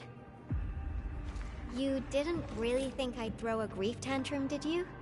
Is that why you were so measured and hesitant when talking? No, I love how expressive her face is. It's just, you did so much to build Tata. So did Andre and Crow. God, this is a little bit embarrassing for Genshin, isn't it? Come on, guys. Don't be so hard on yourselves. Tata's sacrifice. Granted, this is all pre-launch content, so they've had a lot more time to polish it. Maybe like future updates will they won't look anywhere near as good as this, they won't be anywhere near as animated. But we'll wait and see. If they can keep us up, then yeah, that's really embarrassing for Genshin. But yeah, it is absolutely a fair point with this pre-launch content. So they had all the time they wanted to polish this. Absolutely. Such panache and confidence. No wonder you're the administrator. All right, we should be done with the data simulation. Now run along and chase down that signal for me. I would be very upset if we had to endure more ether eruptions. Why did I say that? Fiona, can you help Yvonne trace that signal? Why did I say that? Science Park data link request verified. What is wrong Zero with me? issues. We can now input our directives. The target's current location is the power plateau near the original. What are we on about? Okay, time to start our field test. I need to find out which punk's responsible for that annoying blip on my radar.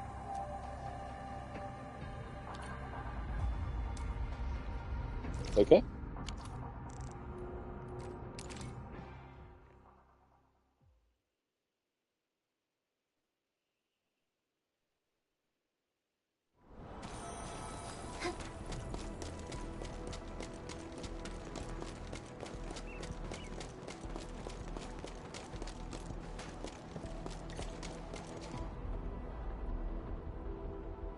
I thought the signal was next to the power plant. Data. What's that?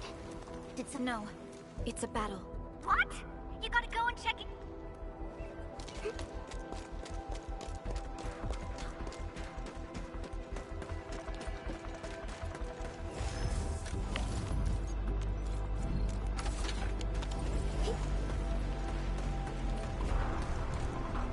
This place feels pretty hot. Was a caster here? These look like cuts left by a sword.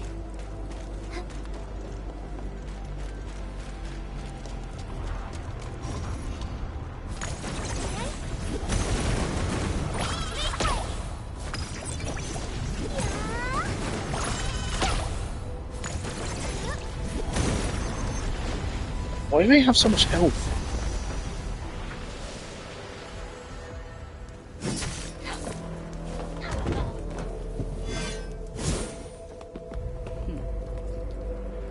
Please, step on me. Step on me, please. Endfield. Please.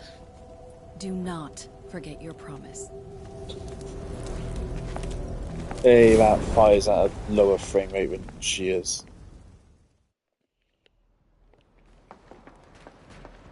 Lycia. Hey, I can see the individual pixels on that gate. You know her? Fence. Is she an Enfielder? She was. Now she's just an old acquaintance. That Yuri. means she's an ex-Enfielder? Just a single glance and I can definitely tell she's a master with the blade. Oh, I really hope I can spar with her. Administrator. Fuck, it really is a Rex. Oh god. Are you at the Reginium power plant? Professor Crow, the power plant is a total mess. Are you alright? I managed to find safe places for everyone, but these land breakers just won't quit. The fever leading them is a giant bigger than the gate itself. The patrolling crewmates sounded the alarm when they saw him from afar. But the LBs didn't make it inside. Someone stopped them. That big fellow also ran for his life. Ether energy. Why does it sound like the guy's putting on an Could it be accent? Rodon?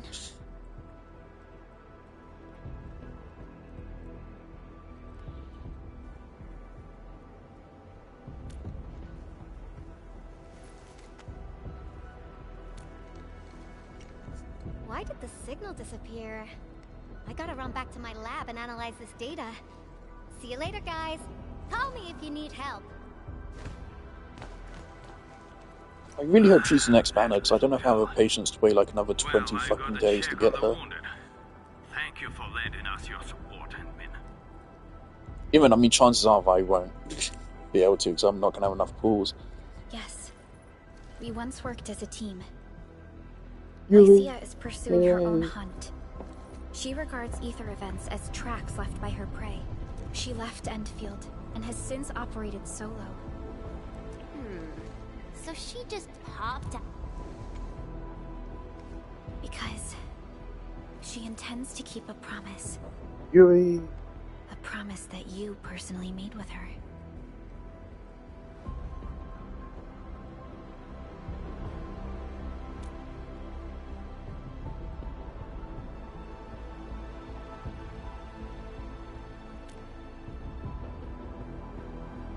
Supervisor Perlica, we have an emergency call, code U3. The three major factions of the Civilization Band are calling. They've received news of the Endman's awakening. Understood. Get Dijong prepped and ready. We'll head back ASAP.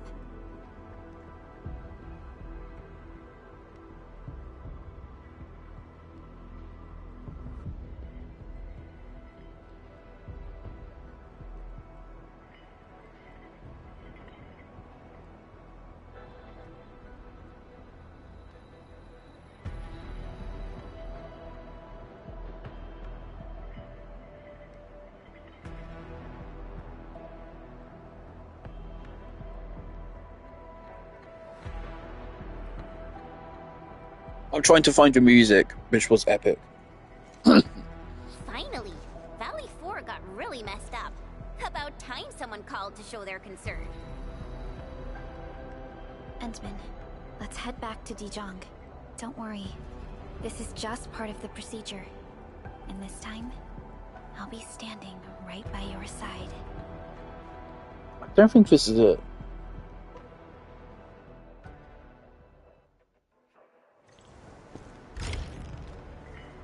I am Arknight. Most likely is Arknight. I am not a trained weaver of words.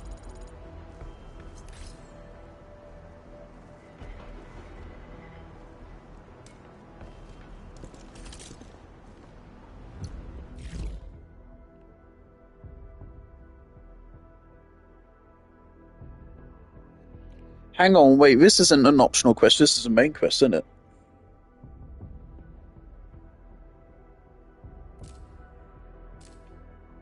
Well, shit. Yeah, sure, let's do this.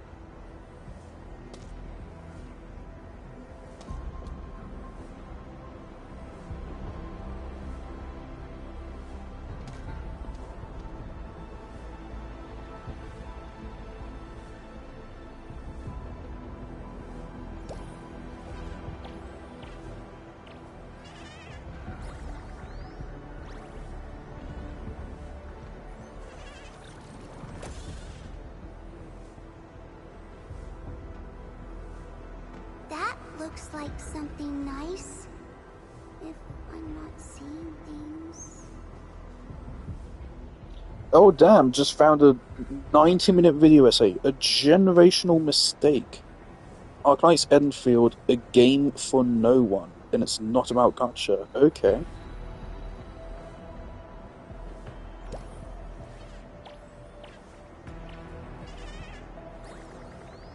Okay, so chapters of this video are intro, absolute cinema, combat, so-called content, the Paimon show, fucking bullshit, automation isn't complex, and then just failure.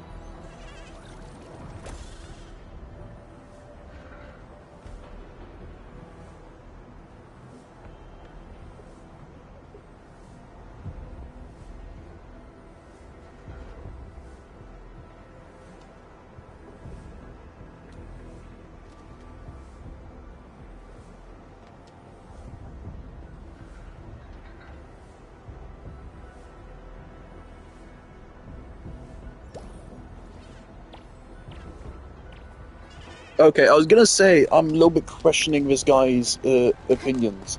Because I do like this game, and I do like the combat, though I absolutely get why some people may think it's really unbearably repetitive. What happened after was Fair so enough. Great. When I looked in the comments and he said Death Stranding is his favourite game of all time, so he's probably based. Probably. Most likely.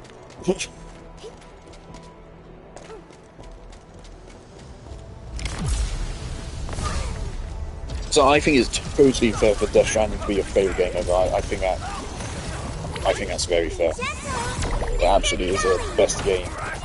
And it.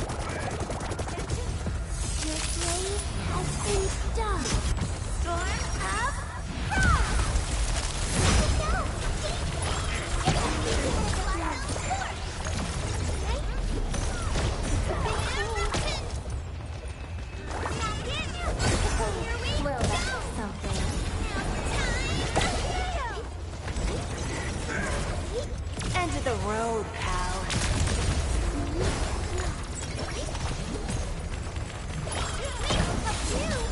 You know what? I bet it may, if you can play Mortal Kombat, it may be if you play on PC. So I can see how this combat probably feels like utter shit on a mouse and keyboard. I can actually see it. I think this feels way better on a controller, this kind of combat. So there's a lot of responsiveness. I cannot stress this enough. It's something you can never... It's part of why, again, you can never really review a game if you haven't fucking played it. Because it's a completely, fundamentally different experience. Because of the simple fact that you have a controller in your hands. Which is also why I just don't understand PC gaming. It doesn't feel good to me. I hate it. These enemies do fucking something. This is stupid. I can even resist skills?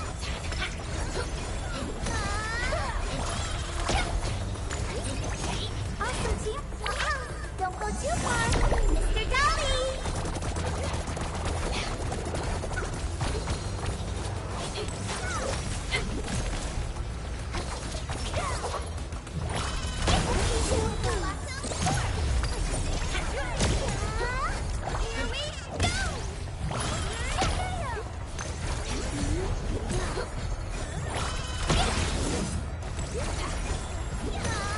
But, like, this game has a lot of responsiveness in the controller. There's so many little controller rumbles and shit.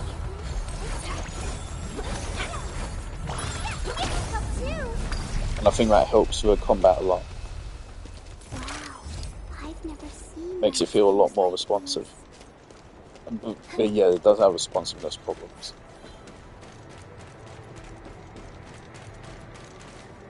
I think it's also largely with visual presentation. You know, like, the ultimate animations are great, the skill animations are great, you know, getting to cooling coordinated attacks is great. But I think I absolutely get someone hating the combat system in this game. And the factory itself, like, I think it's just kind of like... I thought it was really fun at the start of the game, and I still like making transmission towers and stuff. It's like Death Stranding. I like how you actually, like, build shit. Whereas in Death Stranding, it's more like you place shit. It's different. It is different. And in some ways, I do prefer this. Because it's mainly the factory element. Death Stranding obviously doesn't have that at all. Oh, that's a spot.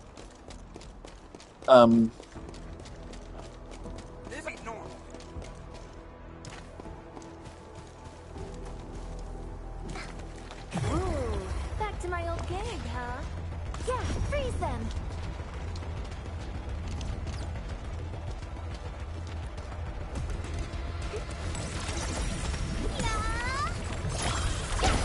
I do kind of like a gacha game being a sleeper initiation into Death Stranding. So I think getting more people to play Death Stranding is a great idea.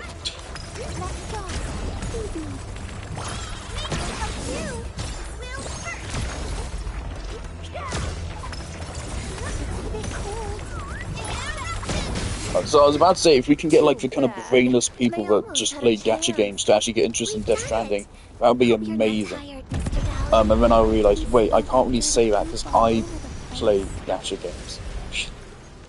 I can't really say I'm separate anymore because I play Genshin, I have played Honkai Star Rail, I play Xenostone Zero, I have played Wuthering Waves, and I have now played this quite a lot. So I am one of the dumbasses now. Oh dear.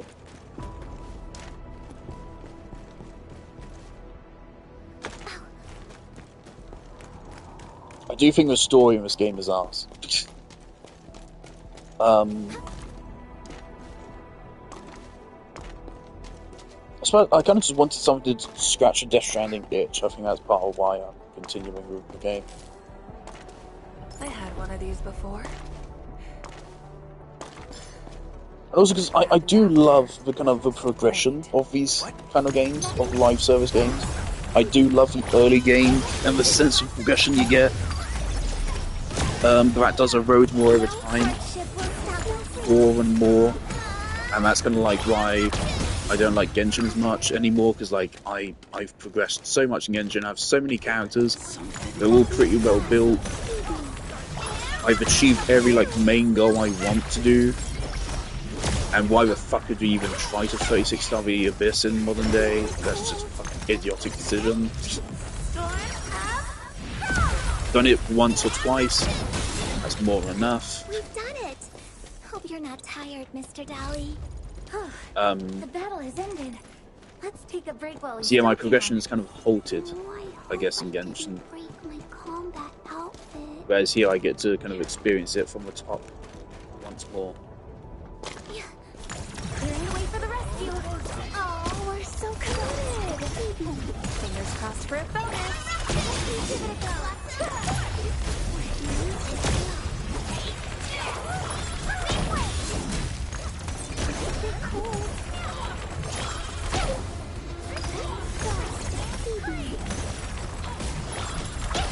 No hardship will stop us.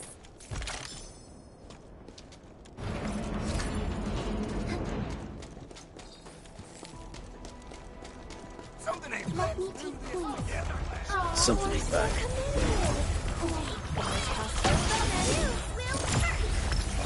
Always again, I think it helps this game massively that they gave out quite a lot of freebies. I definitely, like, if I didn't have Ardelia and Last Fight, I definitely think I wouldn't still be playing this game. I definitely don't. We've done it. Hope you're So I think these character kits are a big part of what's making it fun for me.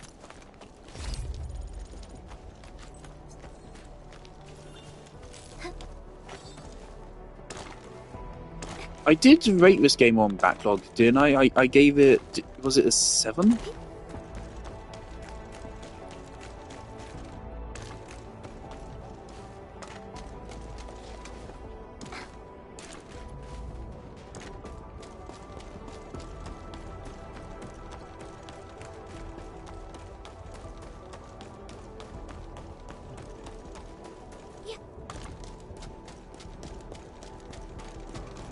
Thing is, a 7 feels right to me. I like that number, but again, there's part of why I say why I hate rating games out of 10 is because although I think it feels right to say 7 out of 10 for this game, I also realise there's other games I've rated lower which I would say are way better games. And that's why, I mean, it's just a perfect example of why I fucking hate rating things out of 10, because it's just inconsistent. There's no way you can ever say it's fucking consistent. If your ratings out of 10 are consistent, you don't rate enough things out of 10. Before the gates I don't think. oblivion, you bore witness to life's fight at death's threshold.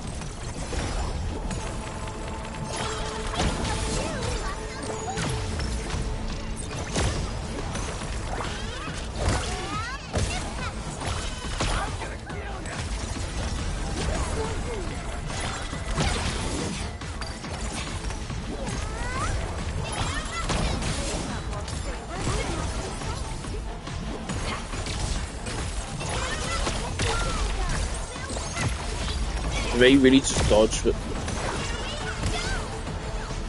this enemy type is so fucking stupid. Is there some specific trick to it? Who designed this enemy? It's so awful.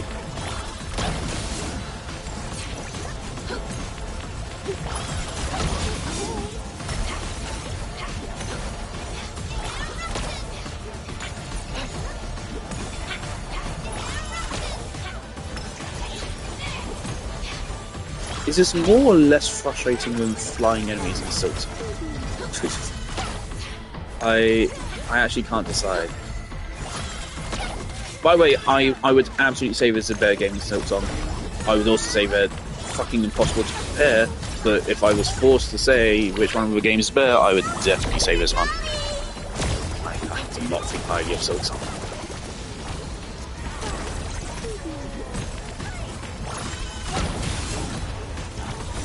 Fuck.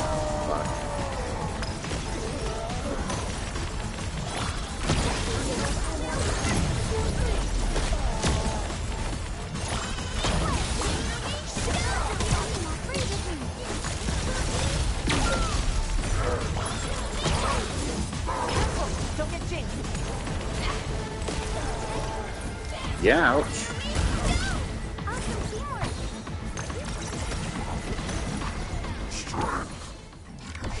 Now, you watch those fierce hearts gather and run, forging an answer called survival.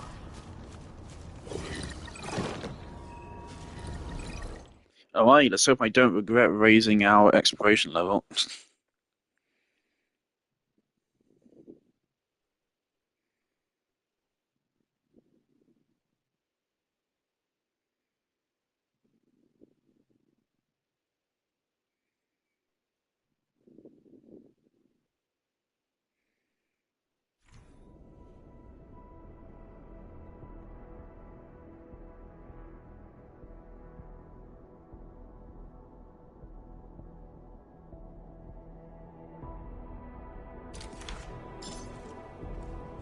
Okay.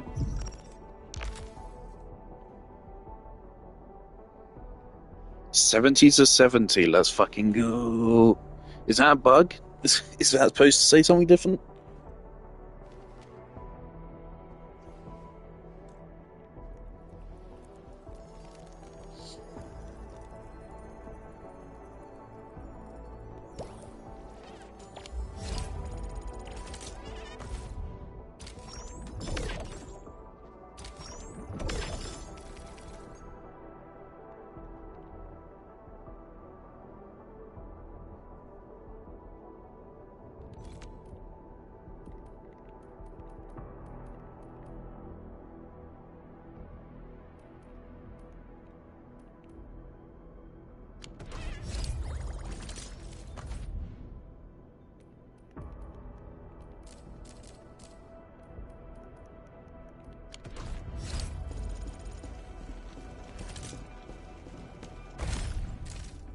Alright guys, we got 3 standard pools, let's fucking go!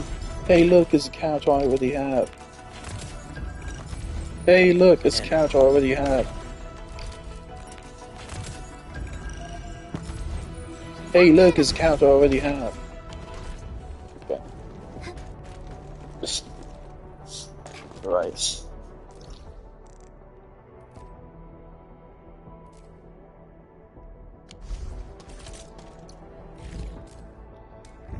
Now let's do this. The thing is that at this point, I'm committed. I need to see this through to the end game at least. I need to get to the next region, and I need to at least get like a maximum quality gear. Take some cats to like level 90. Shit.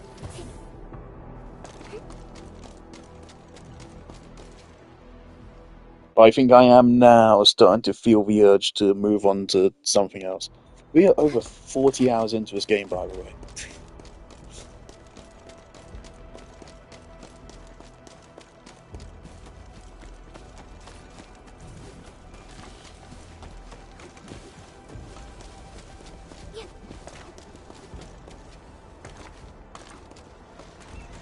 Who's ringing the church bells of this hour?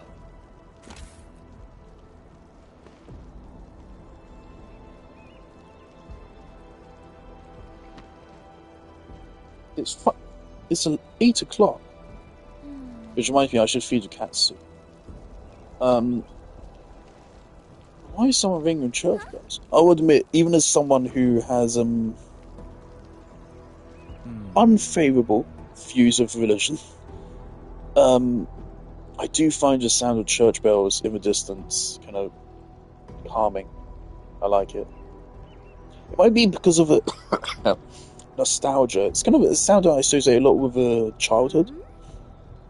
So I remember a lot like going out on trips to like London and like Windsor with my family, and I think you'd hear the church bells there as well. Just kind of nostalgic, I guess. Even though I many things. I do not have a positive view of what those spells represent. In fact, I have a very, very negative view. But that's alright, we don't need to get into it.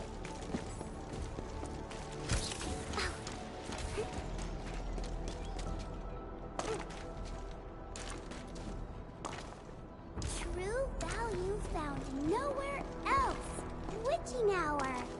You know what, I might as well just say it, just so it's like on the record. It is something I probably would want to have on record. Die.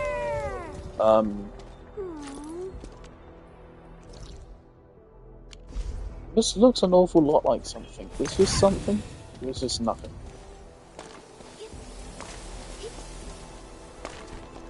Unsure.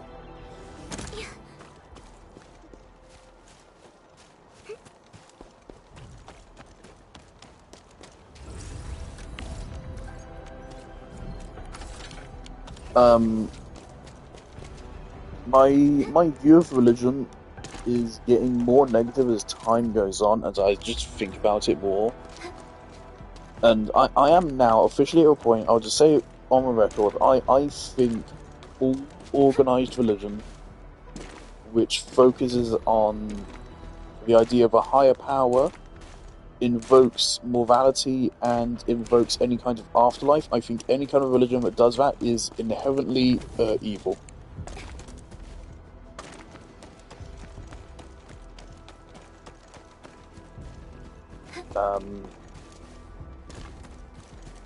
So I think it's abusive.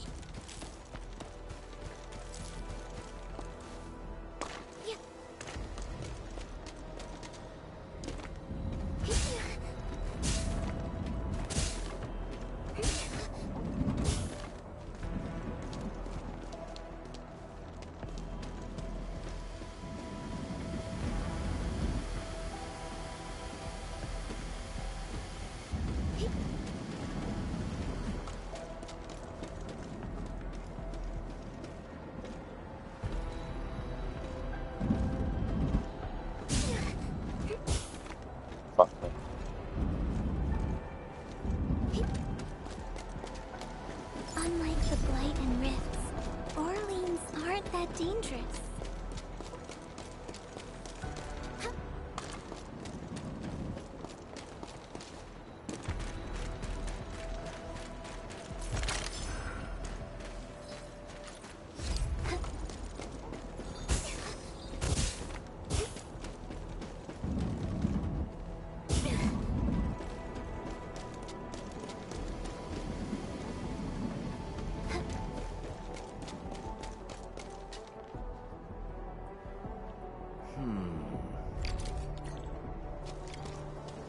I was just...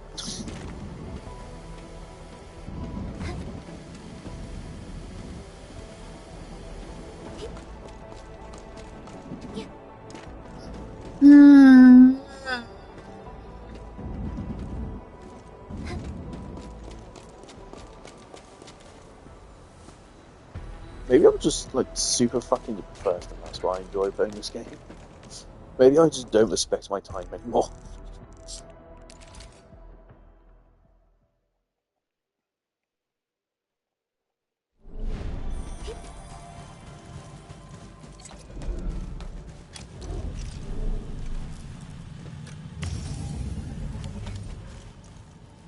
Should I turn this off? It's providing 150 power.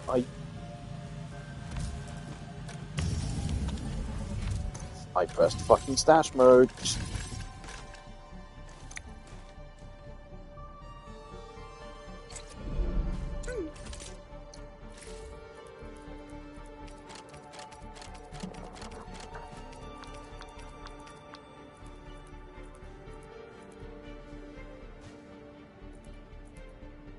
Oh, interesting. So our Visioneum reserves were going up pretty slowly. They were going up, but yeah, pretty slowly.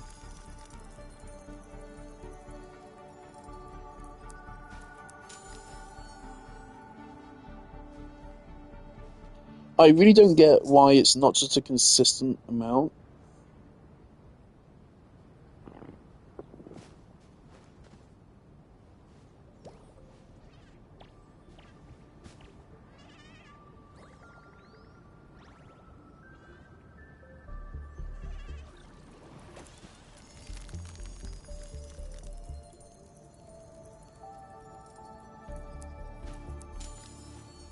Okay.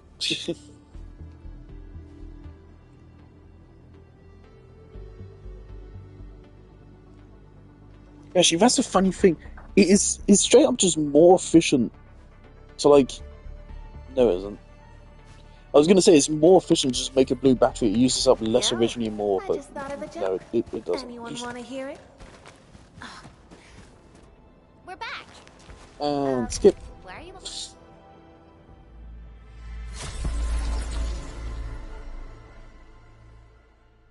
Okay. Valley Outpost Builder. Add all Valley 4 outposts. Let's go. Alright. 49,000. Oh, it's gonna be easy. Oh, God.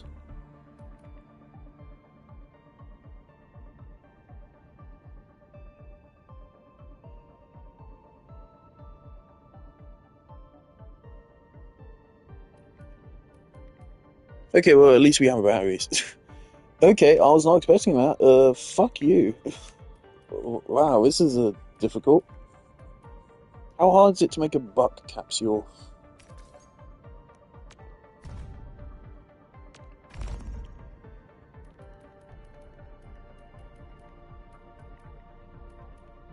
Well, that's not too bad.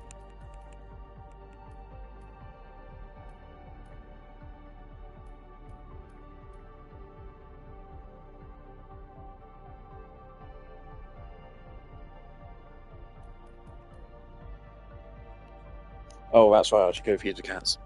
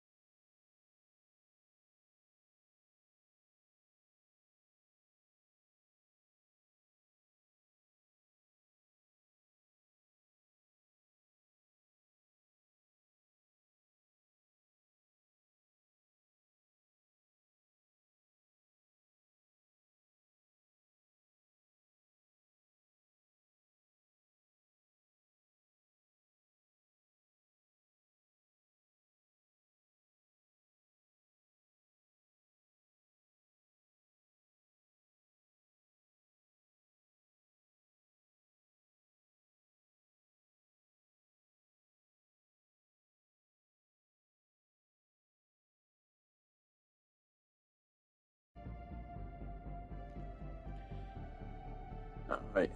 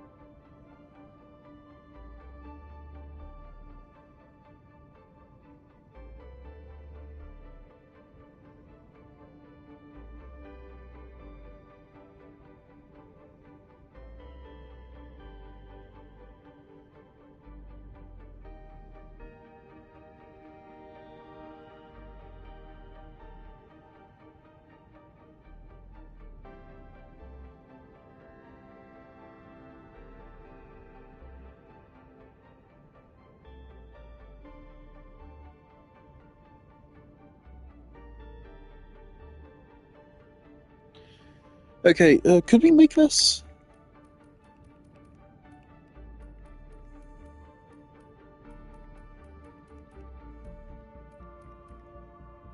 Buck flour we can easily make self-sufficient.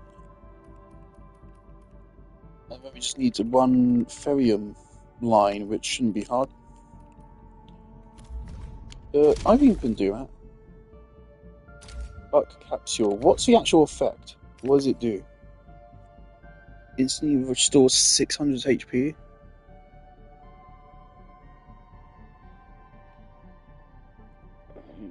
It's not very strong as an item.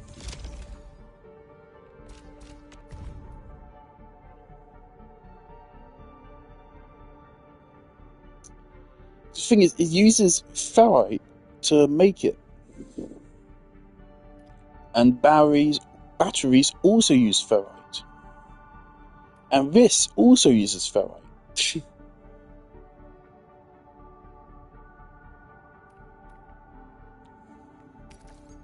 I think something I really want to know with steel part, is this going to be used for anything in future? Is this all of its crafting recipes? Or is something new going to unlock later? Because if this is all of its recipes, I'm not interested and I don't care about making more of this. If it is going to unlock new recipes, then I want to have it before we unlock those. So I can just get stuck right in. So I don't know. I would assume though that is all the recipes, because I feel like we've unlocked every single factory piece by now. We have a lot of berries. 24,000 for a unit price of 30. I mean, that's 700,000 right there. How many of these do we make a day?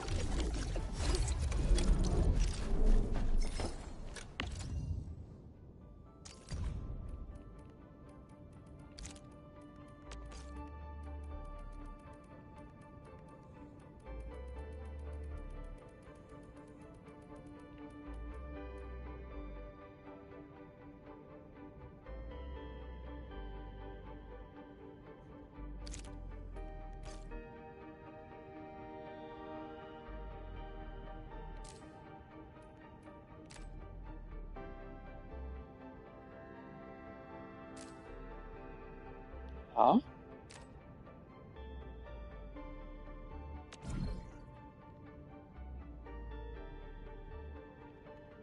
What does star mark mean? What the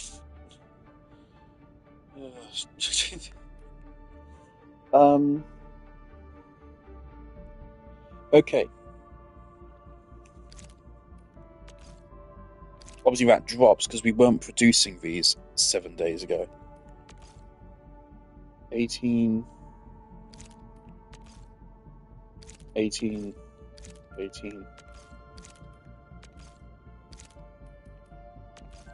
Okay. So let's say we're producing 10 of these a minute.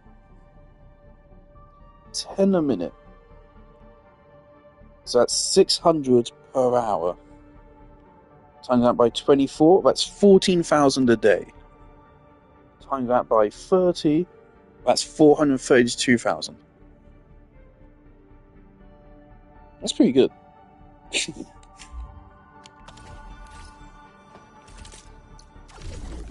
So just a day's worth of batteries.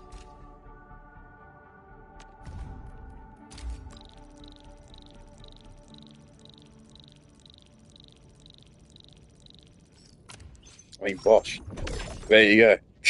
Look at that. I forgot again, somehow. I've never tried this sort of work, but from a strategic perspective, it may be worth a try. That could have saved us a couple batteries, probably. But there we go, we already have a first rank up. Oh, ideally a message.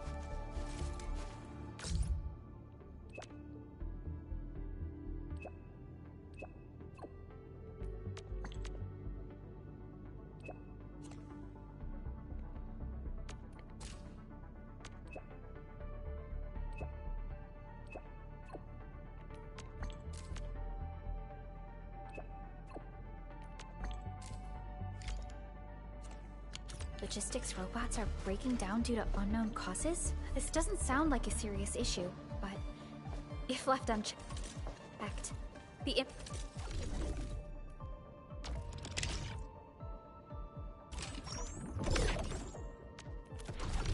impact of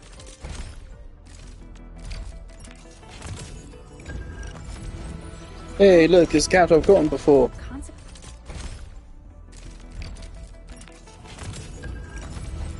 Hey, look, it's cat. Consequences might be quite severe. We shouldn't dally, Endman.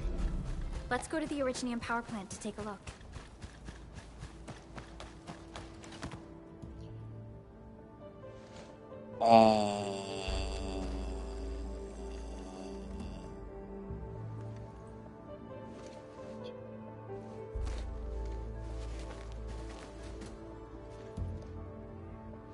What's going on?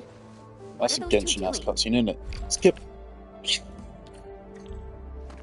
Two people just miming a conversation with each other rather than actually voicing the conversation. Sorry, Genshin fucking loves doing that trick. When did you arrive?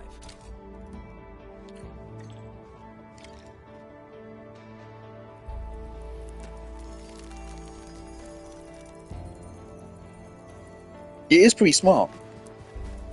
You don't have to pay any voice actors if there is no voice acting.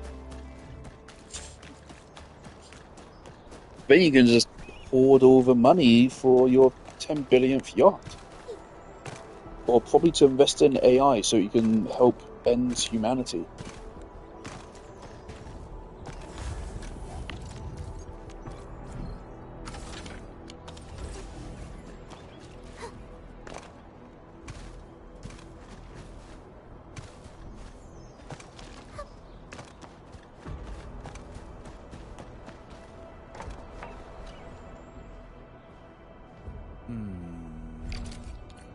Alright, can you just end this fucking feud or whatever you're having so I can...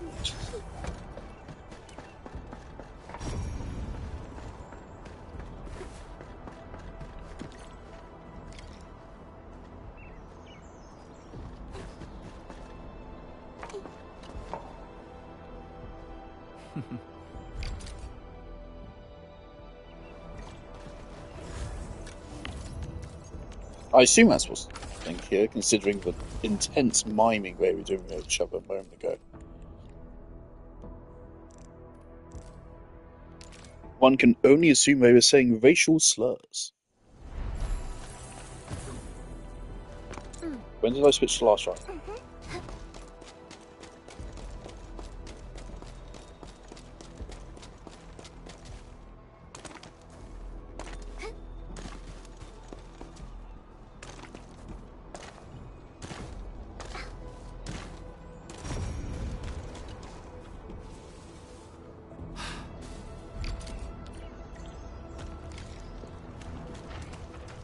It kind of really annoys me that in this game they're like, right, we're going to be different from Genshin and we're going to make it so you can just build artifacts, and they don't have randomized stats, so you know exactly how good your artifact is going to be every single time. So it's just not an issue. And they were like, cool, we've done that, great. So let's just make another system which is literally just the same thing. And then they came up with a fucking weapon essences system, which is just artifacts, but arguably even worse.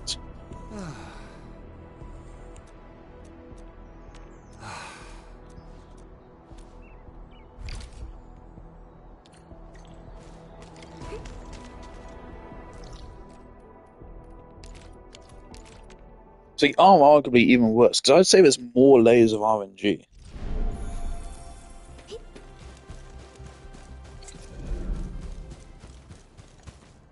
Endman, Supervisor Perlica. Dean and I had a discussion. Yay, we're done. Are we done? We're done. Perfect. Alright, so we have no idea what we just did. We successfully skipped all the cutscenes.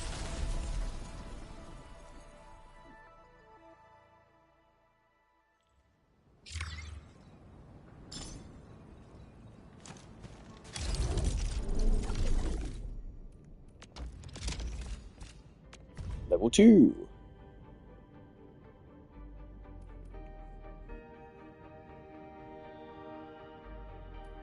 Twice the price.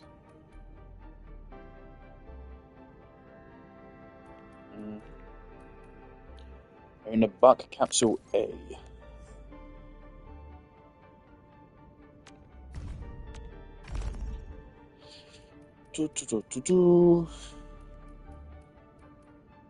That is quite a bit of work, and then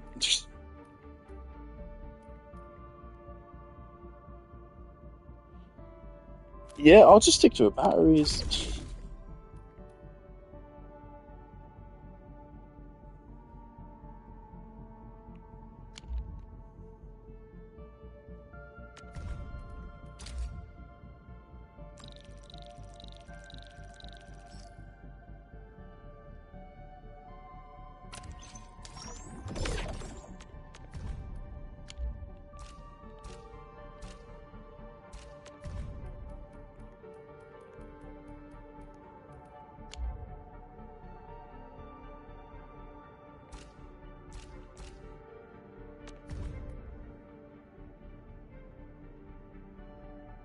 Just realised all of these places accept batteries. All of them. So these battery farms make a lot of sense. This is probably like the most valuable thing you can make in your factory.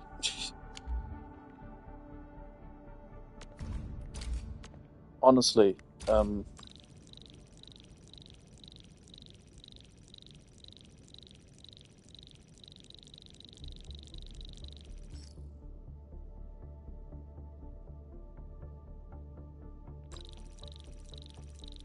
hang on, I just want to reach the prosperity limit.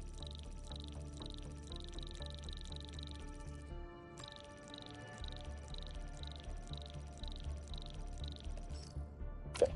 Oh. Terrific.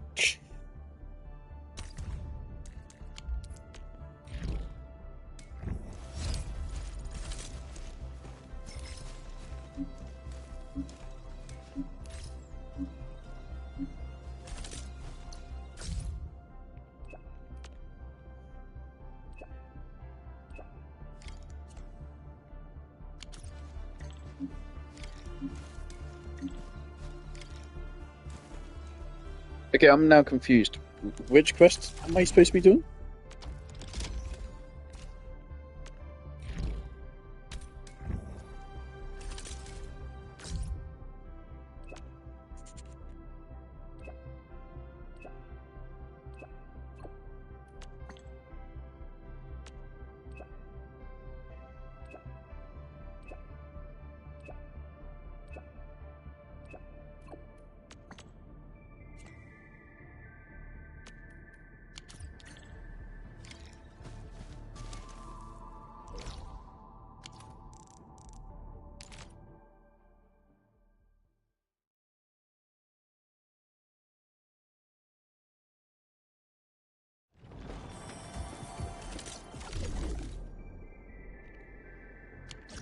We've got a lot of regional development XP today. Mess. I thought they said they were doing well. Let's find out what's happening in the Alright, are you excited to start spamming the skip button? I know I am. The failed SAR operation seems to have affected Nothman a lot. Now, you see, it does suck having such shit dialogue where you skip it all, but at least you can skip it. Why would he go missing at a time like this? In Genshin, you can't. Oh, you're all here.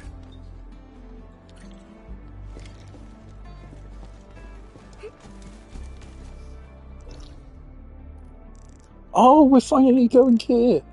Are we? What if it's just locked?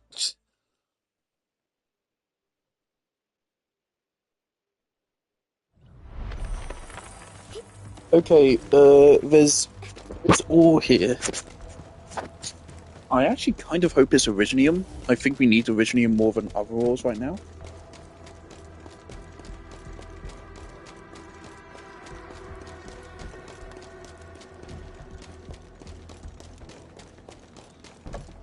Which is actually kind of shocking. Is there no war? Really? I was really expecting there to be ore back here. I'm actually kind of disappointed.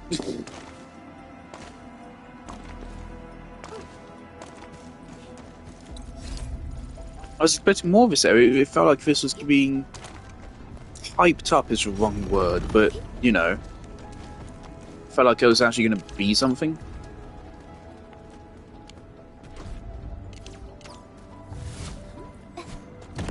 Elimination success. And check for any damages on your blight-resistant coating, people.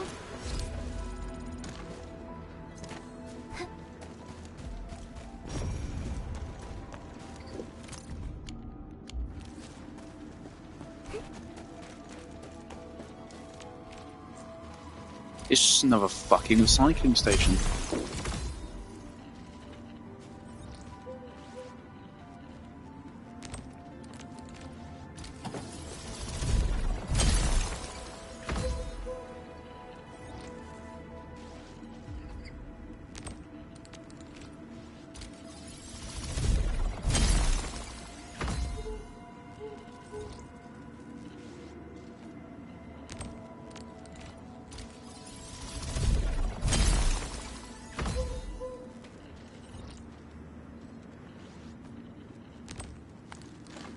It really does feel like, though, like these things, clearly it is supposed to be like Death Stranding.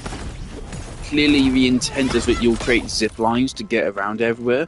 Part of the problem is, firstly though, there's only zip lines. There's no other mode of transport in the game, it's just zip lines. Whereas in Death Stranding, there's a million different forms of transport, and that's the whole fucking point.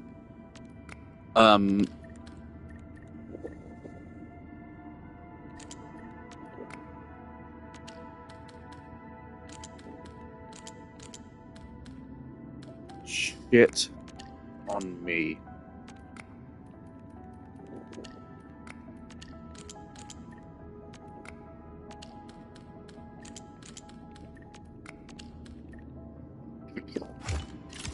Nice. I feel like they missed the point of Death Stranding, though. In some ways, I think they nailed it. The factory part, I think, nails it. But, like, these recycling stations, running to these is so fucking shit. They expect you to set up zip lines, but no, because setting up zip lines isn't that fun. How? This shouldn't be happening. All the parameters. It's not as interesting as Death Stranding because Death Stranding had more purpose behind it. Plastic blightery. I'm done. And a lot more meaning and a lot more value. Whereas here, I mean, I can easily just run and sprint to pick these up. It is meaningless. And it lacks the deep atmosphere of Death Stranding and the music and the likable characters. Good for nothing.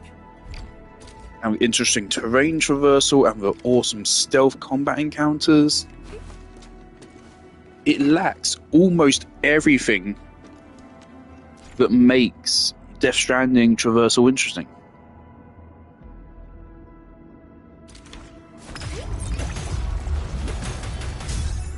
Yeah, damn it. Mr. Japan, are you alright?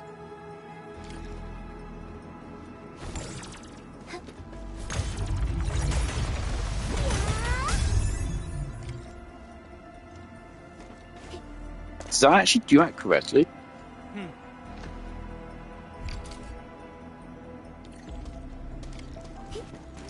Man, I'm disappointed. I thought this spot was going to be cool, with literally nothing here.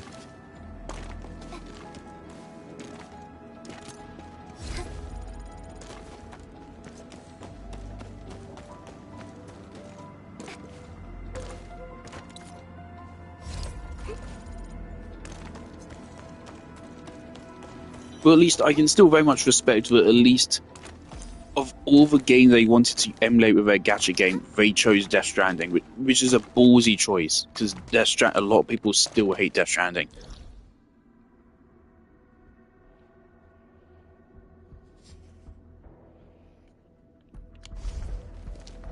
Something I want to do, I want to track down any ore veins we're not mining and obviously start mining.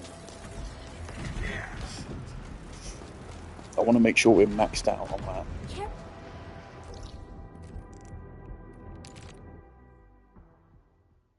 I'm pretty sure we already are mining everything, so... Oh!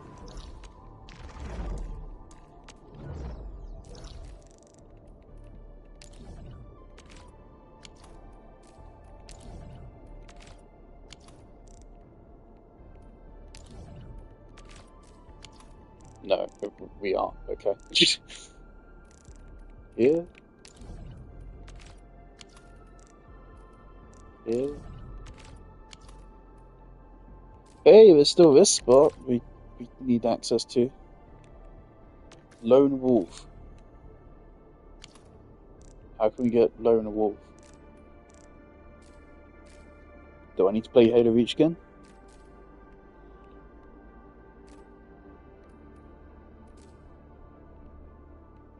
Also, this area is still covered up.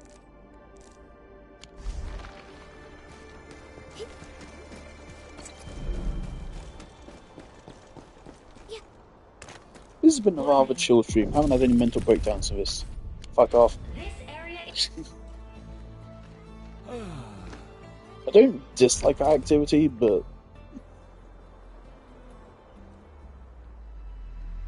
I also don't really find myself particularly wanting to do it.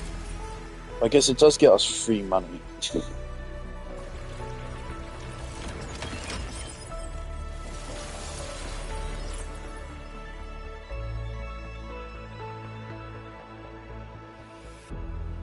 Yippee!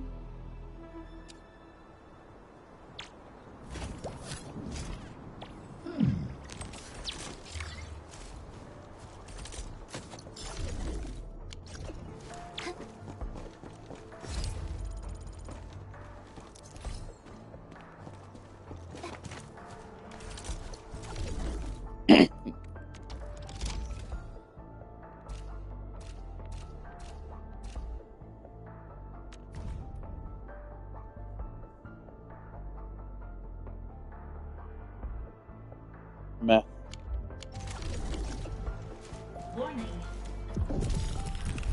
Should we do one of these?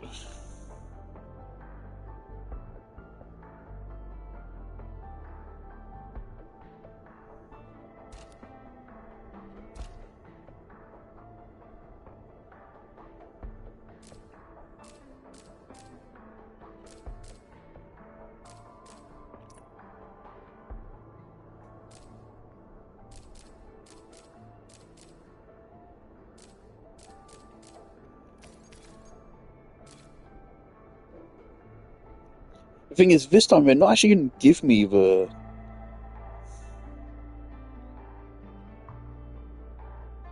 ones, are they? I'm going to have to build them myself and place them myself. And, let me guess, they're going to use up power, aren't they?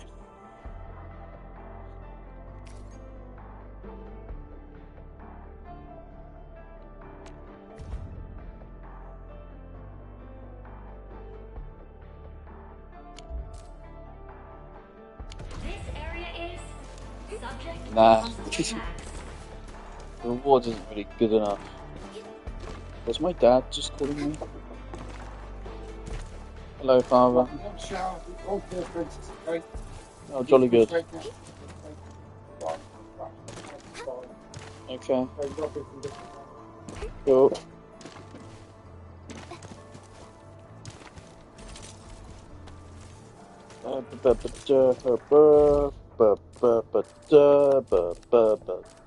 Okay. So I guess it's just this. Is there anything we can do to like level up a battle pass? Because obviously now I have a time limit. We've done all of these. All of these. Oh.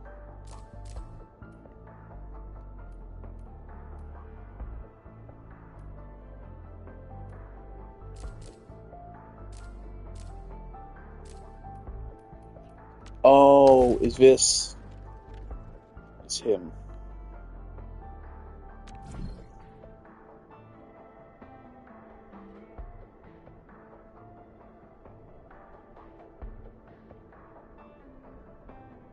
This is what we're about to do, isn't it? Yeah. Okay. Before we do that,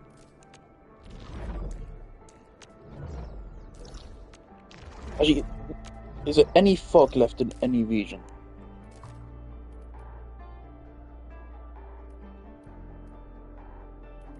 No.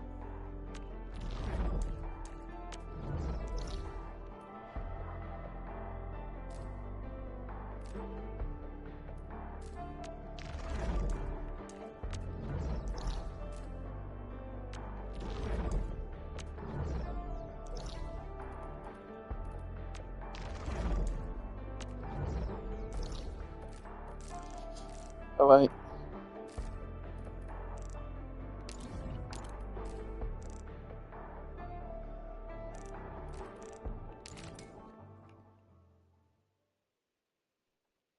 I think this path was covered up by the cum or whatever the fuck. So let's go clean it up, I guess.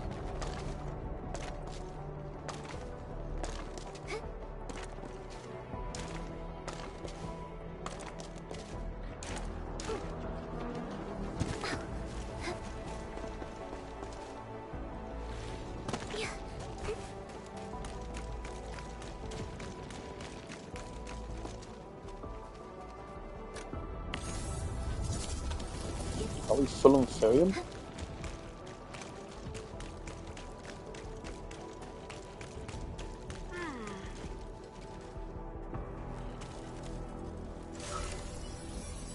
Why is this fella down here?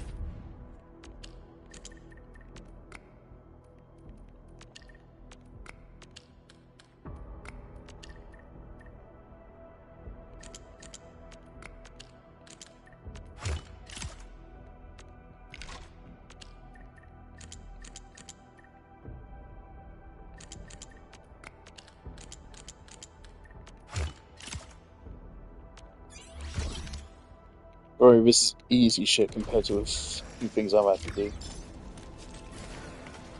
Oh, that was a daily. Okay.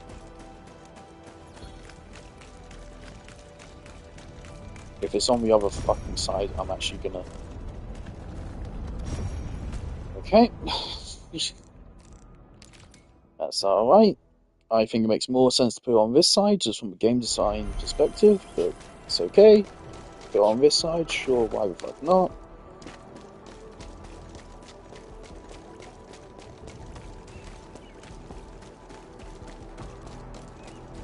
I just think level design would be better that way. Never mind, how the fuck do we get there?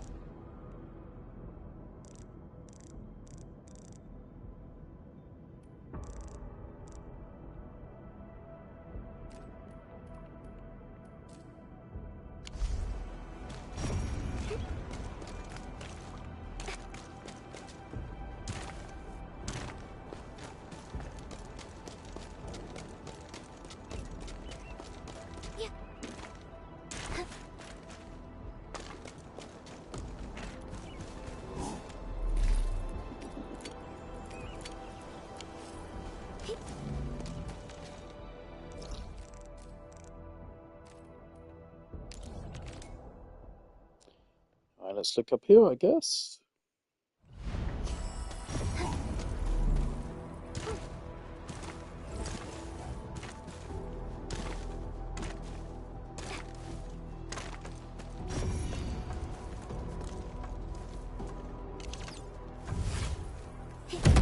Great.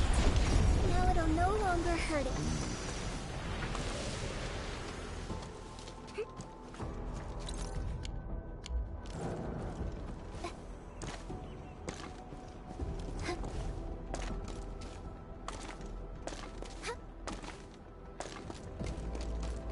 Let me guess, there's no actual progression here. There really should be progression on these fucking places, game.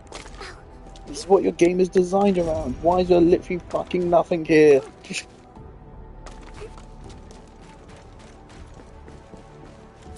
Why is there literally just one chest? The whole point of your game is building a fucking factory. Why is your level design not fucking complementing that? What are you doing?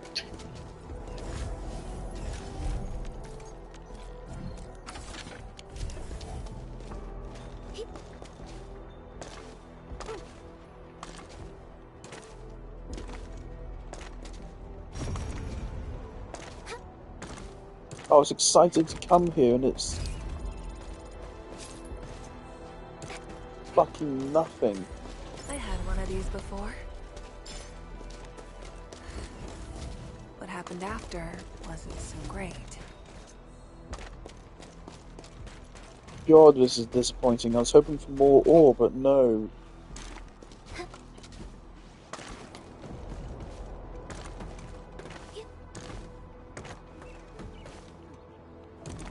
Two fucking robots I can't reach.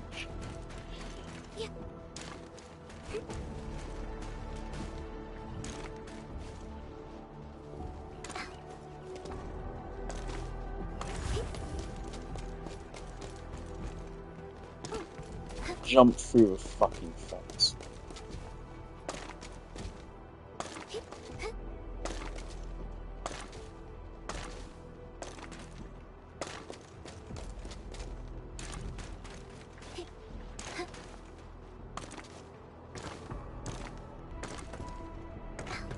Almost fell for that. How do I get over it? Right, fine, let's talk to this guy. This fucking thirsting again.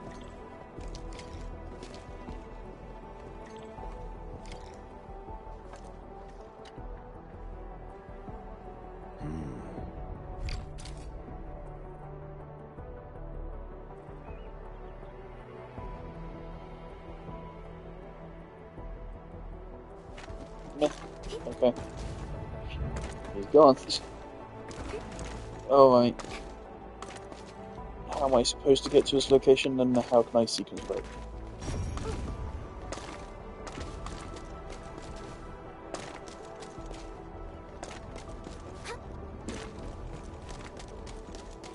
I am actually gonna hike you just really mad, there's fucking nothing here. This is why we got the ability to scan to get the fucking things. This is what we got for it.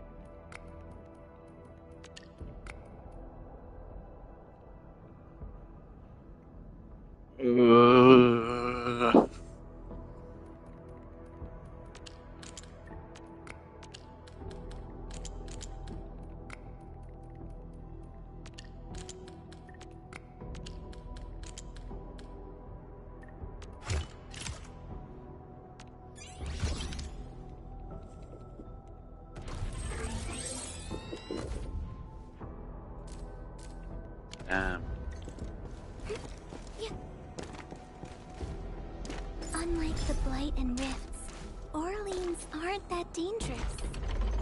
Why did they put this here?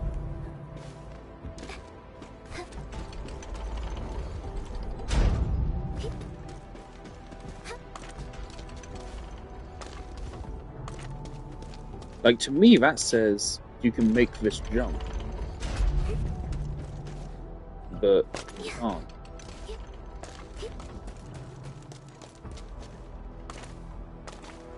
Okay, sounds like I have to go anyway.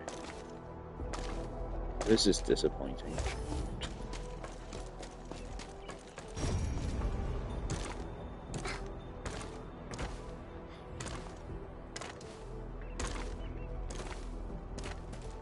Well.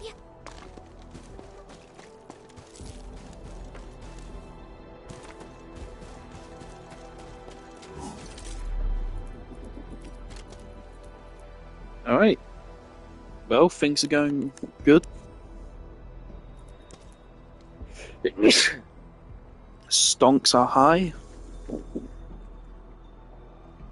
Very high.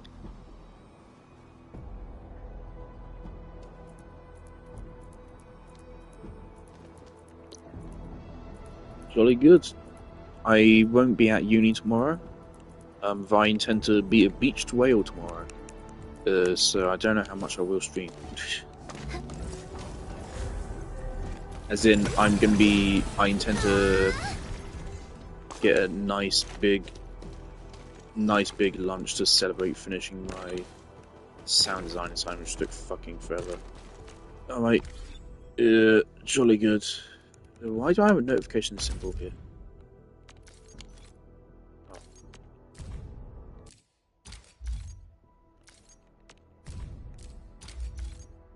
Cool. Terrific.